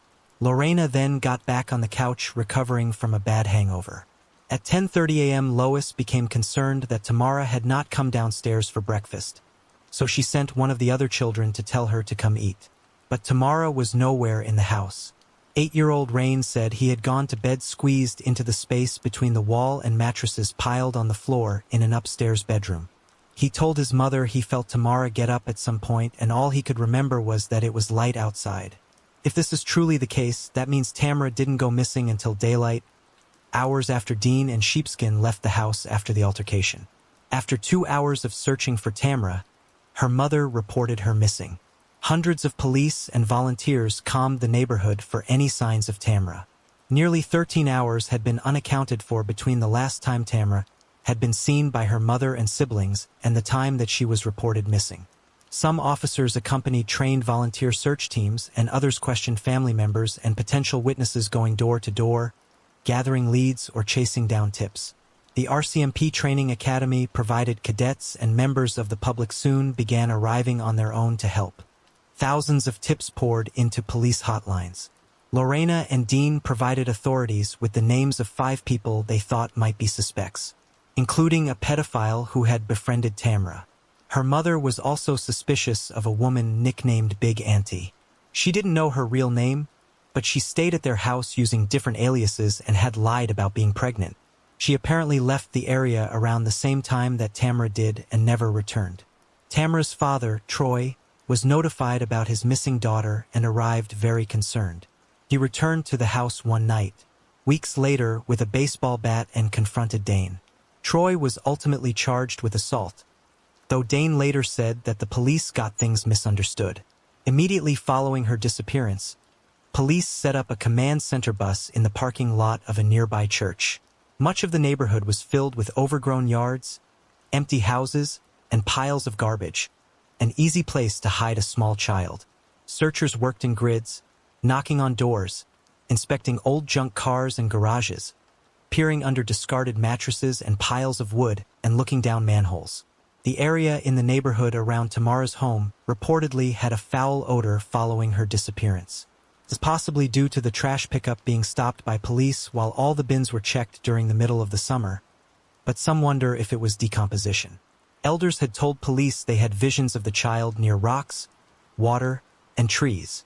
However, no search has ever turned up with Tamara. After a week of searching, law enforcement began to interview local sex offenders and viewing CCTV footage from local bus stations and businesses.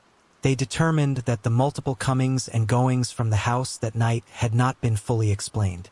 Tamara's 5 siblings were removed by social services due to the instability of the home.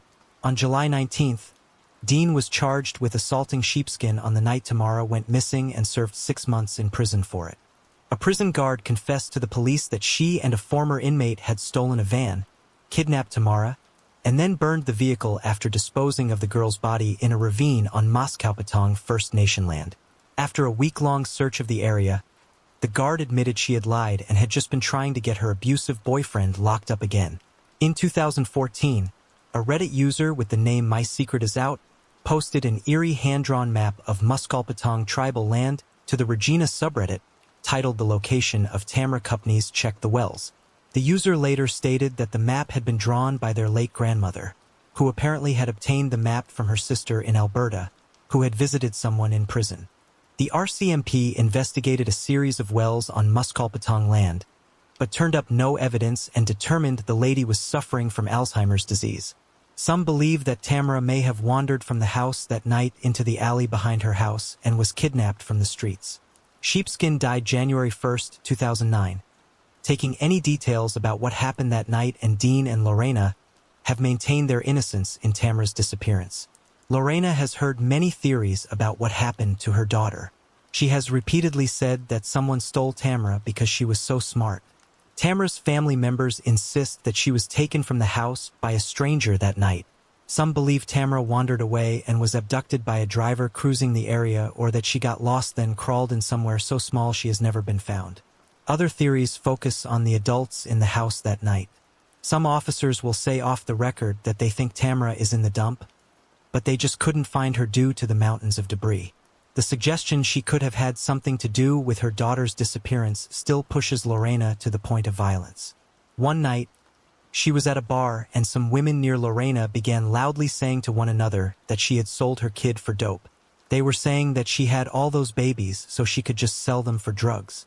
Her friend told her not to listen, but Lorena couldn't ignore it and threatened the women. They met at the same bar again the next day, and that time they fought. One of them had a knife and slashed Lorena twice on the back of her arm. Another night, she was once again attacked in Moose Jaw, Saskatchewan. Lorena and Dean remained on and off again for years following Tamara's disappearance. Sadly, she has never been found. No one has been arrested, and as of March 2022, this case remains unsolved. Anisha Catherine Murnane was born on August 12, 1981 in Homer, Alaska, and went by the nickname Duffy. She earned a master's degree in education and worked as a preschool teacher. 38-year-old Duffy had been teaching school in Honduras, Alaska, and a Montessori school in Seattle, Washington, but after being diagnosed with bipolar disorder, she returned to Homer. After moving back, she moved into the Main Tree Supportive House, an apartment complex at 3971 Main Street. Since Duffy didn't drive, she basically walked wherever she wanted to go. On October 17, 2019, she left her apartment at 12:13 p.m. and then can be seen on camera walking east on Pioneer Avenue. She was headed to her 1 o'clock medical appointment at the SVT Health and Wellness Clinic on East End Road, about a mile away. However, she never arrived and has never been heard from again. 2 days later, she was reported missing. Although Duffy's bipolar disorder was stable and she had shown improvement with medication, she was still classified as a vulnerable and dependent adult. Search dogs tracked her scent from her apartment to Pioneer Avenue, where it stopped right past the Thai Cosmic Kitchen in front of Kachumak Bay campus, indicating she may have gotten into a vehicle either willingly or by force. When the Homer Police Department was unable to find her, they hired a special investigator to work on her case solely. Several persons of interest were interviewed over the course of the next 2 years, including a man named Kirby Fellini Calderwood. In April 2022, a call to a tip line gave numerous details about the crime and identified Kirby Calderwood as the killer. Calderwood had previously lived in Holmert before moving to Utah. The tip said he abducted, sexually assaulted, and murdered Duffy. He allegedly knew Duffy due to being employed by a local behavioral health service and having worked at the apartment where she lived. He had actually been a person of interest in the investigation, but that information was never released to the public. The tips turned new facts about the case that had not been publicized and said Calderwood still had Duffy's watch. A look into his past would uncover sexual assault allegations from his first and second wives. He also disclosed to his first wife that he had an addiction to pornography and had intentionally harmed animals from a young age. His second wife claimed that Calderwood told her that he thought he might be a sociopath since he never felt remorse. It also was discovered that he had an extensive history of abuse, violent sexual behavior toward women, and fantasized about torturing and killing someone. Calderwood and his second wife lived in Utah but divorced in 2016. Calderwood then left Utah for Alaska. Once in Alaska, he began dating a local woman, and in 2017, they moved in together. In 2018, the couple moved in with her parents while they searched for an apartment, which they finally found in April 2019. In October 2019, his girlfriend left the country for a trip without him. When she returned on the 21st, she found her new bath towels had been ruined with bleach and that both bathrooms smelled of bleach. She said when she confronted him about it, he got very angry. She also discovered a bag in their garage containing a set of shower clips, a dog collar, a costume corset that she had previously used in theater plays, and 4 of her knitting needles. The corset and knitting needles both had dried blood on them. The tipster was later revealed to be his third wife, and she told the investigator that she confronted Calderwood about the bag and its contents. And once again, he became very angry. Duffy disappeared on October 17, 2019. For days before the woman returned home from her trip. After Duffy's disappearance, Calderwood married for a third time and returned to Utah. When he was interviewed in May 2021, he stated that for 4 or 5 months in or about the fall of 2018, he worked at the Main Tree Supportive House where he met Anisha Murnane. On May 5, 2022, search warrants were conducted on Calderwood's car and at his home on Quincy Avenue in Ogden, where they found a machete and several large knives covered with dried blood. As he was leaving his home, the police performed a traffic stop and arrested him. Upon searching his home, they found Duffy's Timex watch along with her missing person flyer. His wife said Calderwood admitted that he had tortured and killed Duffy, threw her phone in a nearby lake, and disposed of her body in a dumpster. Calderwood then confessed that he had prepared a crawl space in his girlfriend's parents' house to be a torture site since the parents were out of town until December 2019. He had not specifically intended to kill her but was driving around looking for a victim when he saw her. He offered her a ride to her destination saying he had to stop somewhere first to get a phone charger. He then took Duffy to his girlfriend's parents' home, pushed her into the crawl space, and sexually assaulted and killed her. He reportedly disposed of her body by wrapping it in thick plastic trash bags, putting it in a fish tote, and leaving it in a dumpster. It was also discovered that in 2021, he had confessed to his wife about the murder of Duffy. In May 2022, Calderwood was charged with kidnapping, first and second-degree murder, and tampering with physical evidence. In September 2022, a grand jury indicted Calderwood on multiple felony charges, including murder, kidnapping, and sexual assault, carrying a possible sentence of 99 years. Calderwood remains in Utah and is currently awaiting trial. Angel Christine Ormston was born on November 20th, 1974 to parents John and Jackie and raised in Mentor, Ohio. At the age of 17, she attended Mentor High School and was described as a well-liked person who was fun and outgoing. She loved to drive around town in her 1981 Honda Civic, playing music and hanging out with her friends. She also worked part-time at a burger place at the Great Lakes Mall. On Friday, July 31st, 1992, told her mother she was heading to the burger joint to pick up her paycheck and run some errands. After leaving, her family would never see her again. Angel would often spend the night with friends, and when she didn't arrive home by the next morning, her family wasn't immediately concerned. Her mother, Jackie, wasn't very strict and Angel didn't have rules when it came to checking in with her. Her dad was a long-haul truck driver, so he was often away from home, which would have added to the lack of rules. On Sunday, August 2nd, Angel's older brother drove to the Great Lakes Mall where he saw Angel's car. He went over to it and when he looked inside, he saw Angel's purse and hairbrush lying on the seat. He called their mother, who came down and collected Angel's car. Still thinking Angel was probably with her best friend, Stacy, she called Stacy's house, but there was no answer. This was when Angel's mother began to worry and decided to report her daughter missing. When asked why she waited 2 days to report Angel missing, Jackie said she was under the impression she had to wait 48 hours. Once again, Jackie turned to Angel's best friend, Stacy. The two were inseparable, but on this particular weekend, Stacy had been baking cookies at her sister's house. So when Jackie told her she couldn't find Angel, Stacy was surprised but said she had no idea where Angel could be and hadn't seen her at all that weekend. This was horrifying news to Jackie, who had assumed that her daughter had been with Stacy all along. The police immediately launched a search and examined Angel's car. However, there were no signs of foul play or anything being stolen. Investigators then began to look into the possibility that Angel may have been abducted. Her car was dusted for fingerprints and dozens were found. However, they were all traced back to Angel's family and friends, basically making them all suspects. Her father was ruled out because he was able to provide proof that he was several states away when she disappeared. Angel's co-workers said that she never showed up to get her paycheck. But they surprised detectives when they said they might know who was involved in her disappearance. They told them about one of the male managers who liked to prey on the young female workers. He was often caught lurking nearby when they changed into their working uniforms and was fired for sexual harassment after multiple complaints of inappropriate touching. When investigators looked into the man, they found that he had a record of inappropriate contact with underage girls.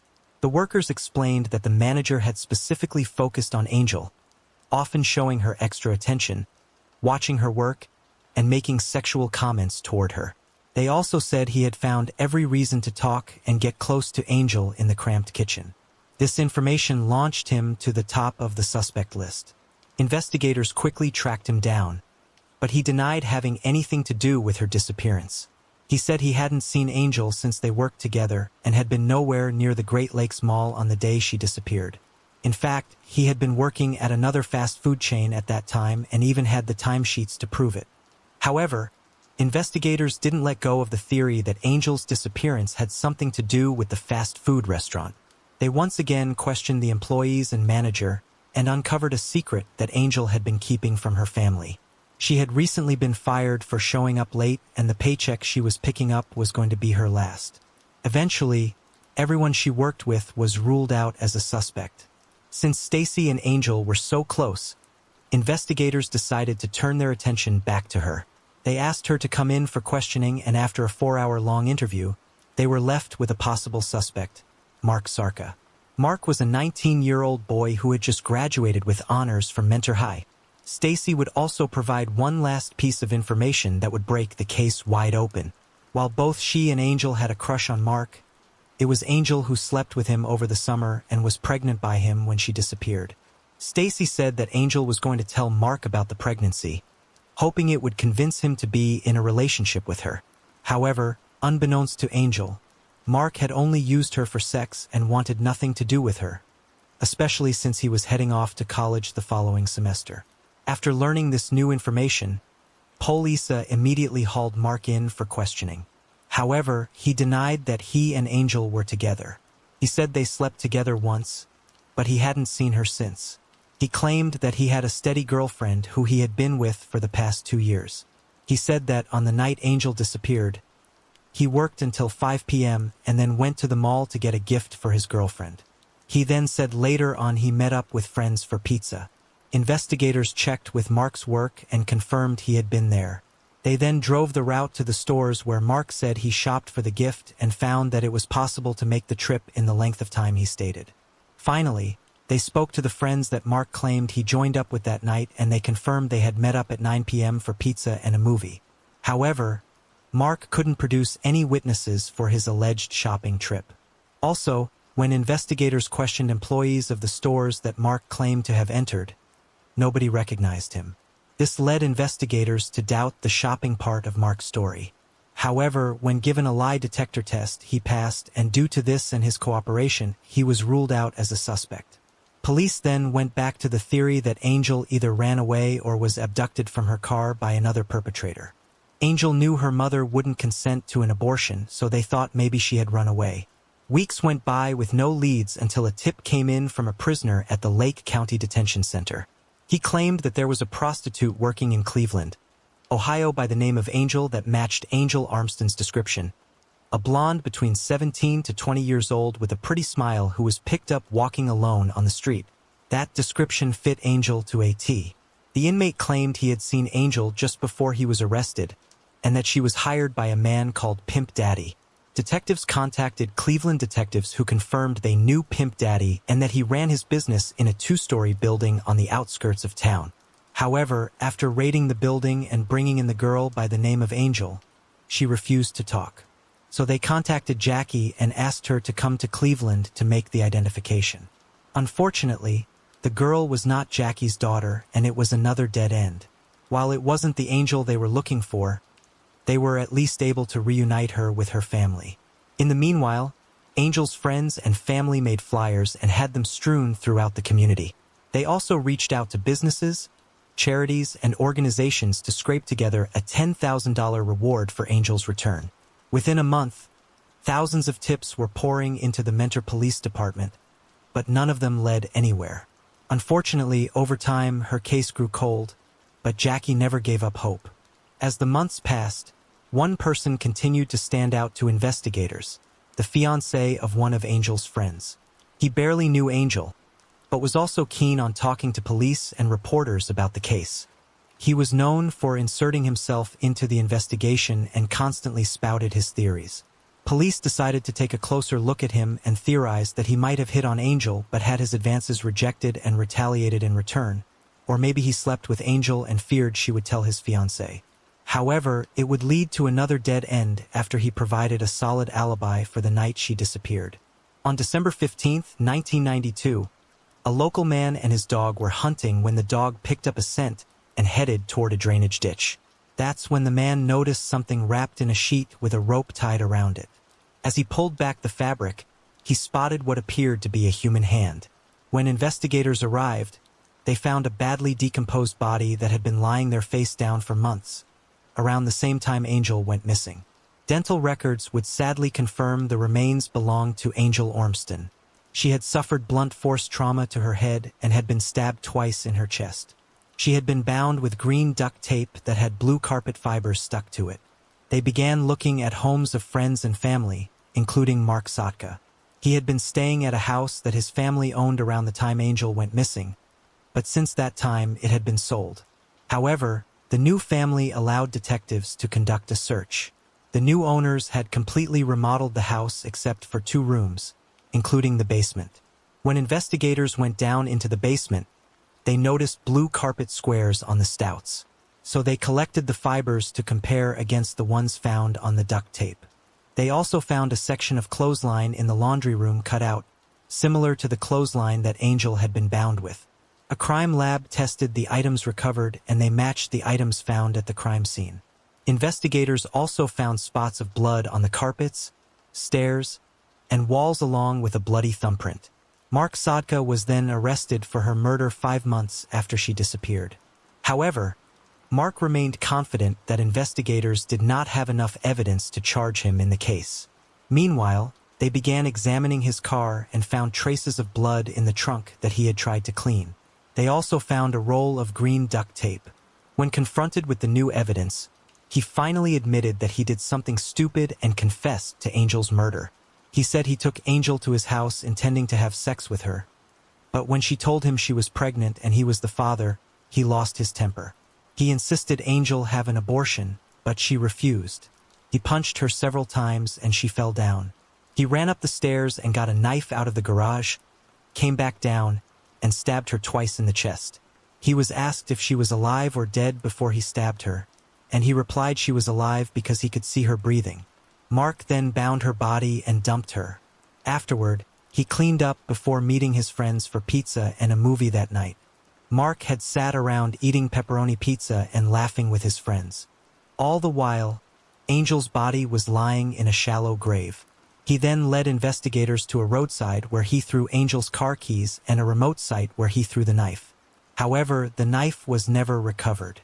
In February 1993, pleaded guilty to avoid the death penalty and was sentenced to life in prison. Investigators believe he passed the polygraph due to his lack of remorse. In 2013, her loved ones began the long fight to keep Mark from being paroled. In June 2013, he had his first hearing before the Ohio Parole Board. Angel's family and friends fought to ensure he was not released from Grafton Correctional Institution and his parole was denied. However, this month, July 2023, after serving 30 years, he will be eligible for parole again. Her loved ones are asking the community to sign the petition on change.org. Also, if you're interested, you can submit a letter to justiceforangelormston@gmail.com and they will submit it to the parole board. Dana Laskowski was born on February 23, 1965 and lived in Puyallup, Washington. At the age of 36, Dana was recently separated from her husband and became a single mother to her 9-year-old triplet daughters. Those who knew her well said she loved life and especially loved being a mom. In 2001, Dana was employed as a nanny, but on August 31st, she failed to show up for work, and the couple she worked for made numerous attempts to contact her. This was so out of character for her, they called the police and requested a welfare check. Officers made their way into Dana's home through an unlocked back door and made a shocking discovery. Dana was found lying face down on the couch, strangled to death, with one arm twisted behind her back. Dana's ex-husband, Stan, who she was on bitter terms with, immediately became a suspect. However, he told investigators that he took their daughters camping the night of the murder and provided a gas receipt to corroborate his alibi and was subsequently ruled out as a suspect. Investigators then turned to others in her life, including a man named Michael in Vancouver, Canada, whom Dana had been dating. They were on the verge of a breakup and phone records proved they spoke the night of her death. Michael told investigators Dana seemed to tense and didn't say "I love you" back. After their phone call, he decided to drive to Puyallup and visit her to discuss their relationship, but he was stopped at the border and not allowed entry into Canada. Border Patrol records corroborated Michael's alibi, and he too was ruled out as a suspect. The next suspect was a man named Patrick who installed Dana's cable at her new house.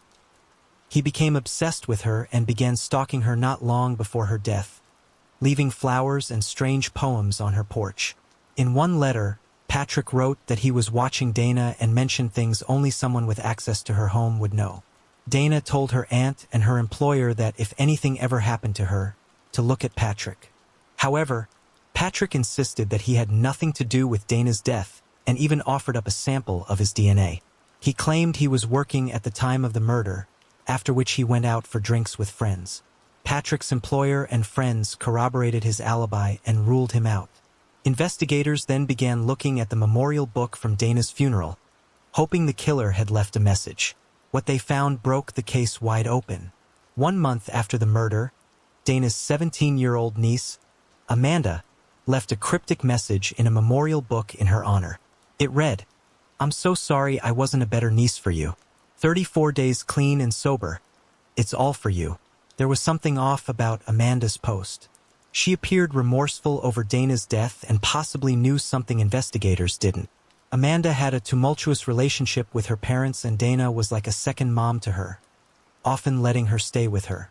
Dana even unlocked the back door to her house so that Amanda and her best friend, 17-year-old Emily Lonberg, could sleep over or shower if they needed to. Amanda and Emily were both heavy drug users, and they hung out with a troubled group of friends who called themselves the Park Rats. Amanda was then called in for questioning and told investigators that she had run into a friend named Blaine before Dana's murder. She said he made a pass at her, but she rejected him, so she theorized that he might have murdered Dana out of revenge. Since Blaine lived in a different state, the detective reached out to one of his young informants who dropped a bombshell. He said Blaine didn't kill Dana. Amanda's best friend Emily Lonborg did. 2 other Park Rats members also told the police that Emily killed Dana and bragged about it. At first, investigators were baffled at the idea that a petite girl standing at 5 feet 2 inches would have been strong enough to strangle someone to death. But it turned out that Emily was into wrestling and weightlifting. She was so strong, she was nicknamed the Mutant. Several friends claimed her go-to move was to twist one arm behind someone's back, the same position Dana had been found in. Investigators attempted to question Emily, but she was very uncooperative and couldn't provide a solid alibi. They obtained a search warrant for her home and found a diary that included a bucket list of things she wanted to accomplish. Number 9 on the list read, "Kill someone and get away with it." In another entry written after an argument with Amanda, Emily wrote that she could strangle Amanda just like her aunt. Just as surprising, investigators found a black t-shirt belonging to Dana in Emily's room and discovered that she was wearing it in photos taken at her funeral. Amanda was questioned again, and this time she admitted that Emily had murdered her aunt. She said they walked into Dana's home through the unlocked back door high on drugs. They asked her for money to buy more drugs, but she refused and told them to leave. Dana placed her hand on Emily's shoulder to guide her to the door.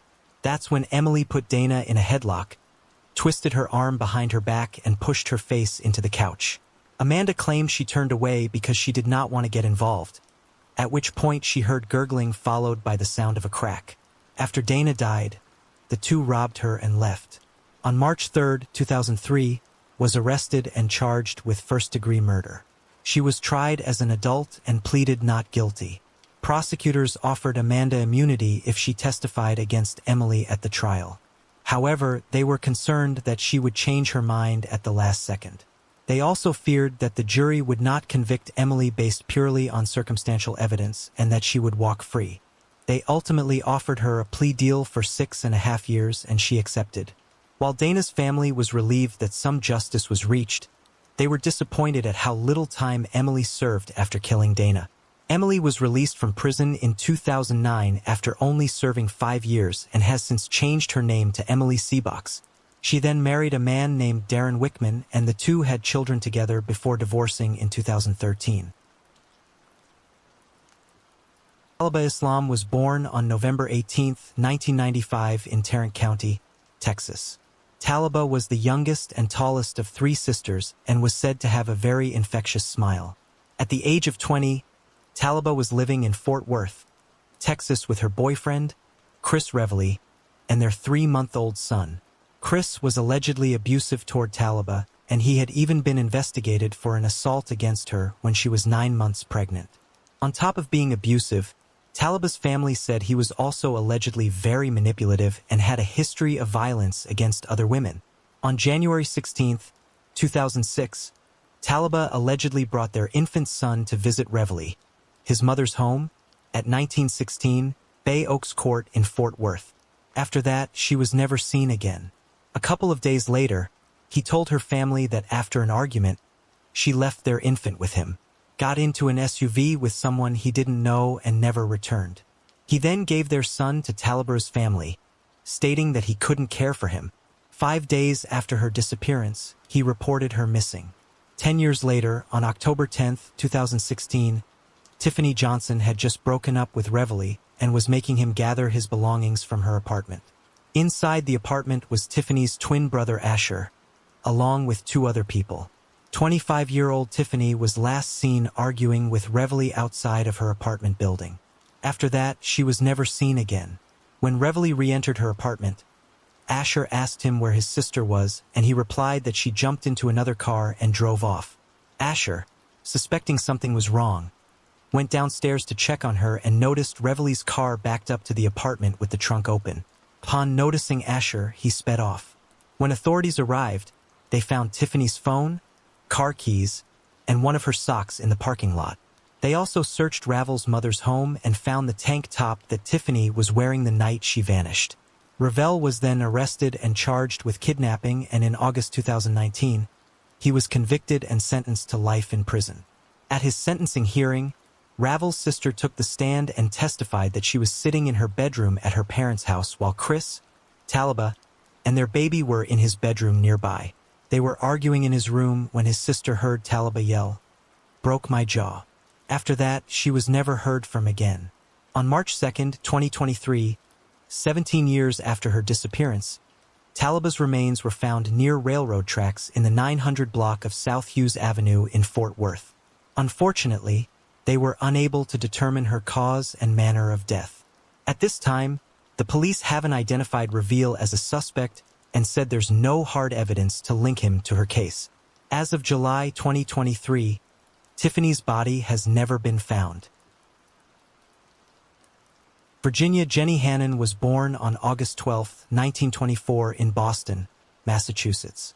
At the age of 59, Jenny was a widow living alone at 57 West Street in Pembroke, Massachusetts, and worked as a cook in the cafeteria of Bryantville Elementary School. She was described as a good person who was great with the kids. While she didn't have any children of her own, she still loved the little ones she fed each day. Those who knew her said she loved tending to stray animals and baking treats for the children in the neighborhood. She also loved bingo and was known to put ice in her beer. They said she was just an overly fun person to be around. Jeannie also took care of her father-in-law, who lived 2 doors down from her own home. On Saturday, February 11, 1984, Jeannie rode 4 miles southwest to the nearby town of Hanson to attend evening mass with her friend Dolly Harmouth. After church, the two women drove 7 miles south to Halifax, where they had dinner at BR's restaurant. Afterward, Dolly dropped Jeannie off at her home around 7:30 p.m., and this was the last time she was ever seen alive. On Monday, February 13th, her father-in-law's housekeeper stopped by Jeannie's house to get a key to her father-in-law's home. Instead, she found Jeannie beaten, stabbed, and strangled to death with a sheet pulled over her. Unfortunately, with little to no leads, the murder would go unsolved for the next 40 years. In May 2018, prosecutors began working with forensic experts at the Massachusetts State Police Crime Lab to test evidence for DNA. In January 2019, investigators reanalyzed the evidence and discovered all of the DNA evidence from the crime scene belonged to one unknown man, but they were unable to identify the suspect. Prosecutors reached out to two companies, Identifinders International and Parbon Nanolabs, to conduct genetic genealogy testing. While Identifinders was able to provide two possible last names for the suspect, investigators didn't actually have a suspect. Finally, in 2020, detectives would get a break from an unlikely source. A person came forward and said that a year ago, his friend Jesse Alward confessed to murdering a woman in Pembroke when he was 22 years old. Alward died on February 3, 2020, at the age of 58, and his friend called the authorities with the information the very next day. After receiving the tip, police obtained a warrant for the blood of Alward, whose body was still at Brockton Hospital to be tested against the DNA they had. Those results proved that Al Ward, who was never on the investigators, was definitely Ginny's killer. Al Ward's obituary said he was known for having a unique personality and at some point owned his own paving and seal coating business. It also said he was creative with building, generous to homeless people, intelligent and independent, and enjoyed working on patent development. Unfortunately, Al Ward never provided a motive in the case. One theory is he learned about Jeannie's inheritance and entered her home looking for money and murdered her in the process. Supposedly, it was widely known around town about Jeannie's recent inheritance. However, there is no evidence to support this theory.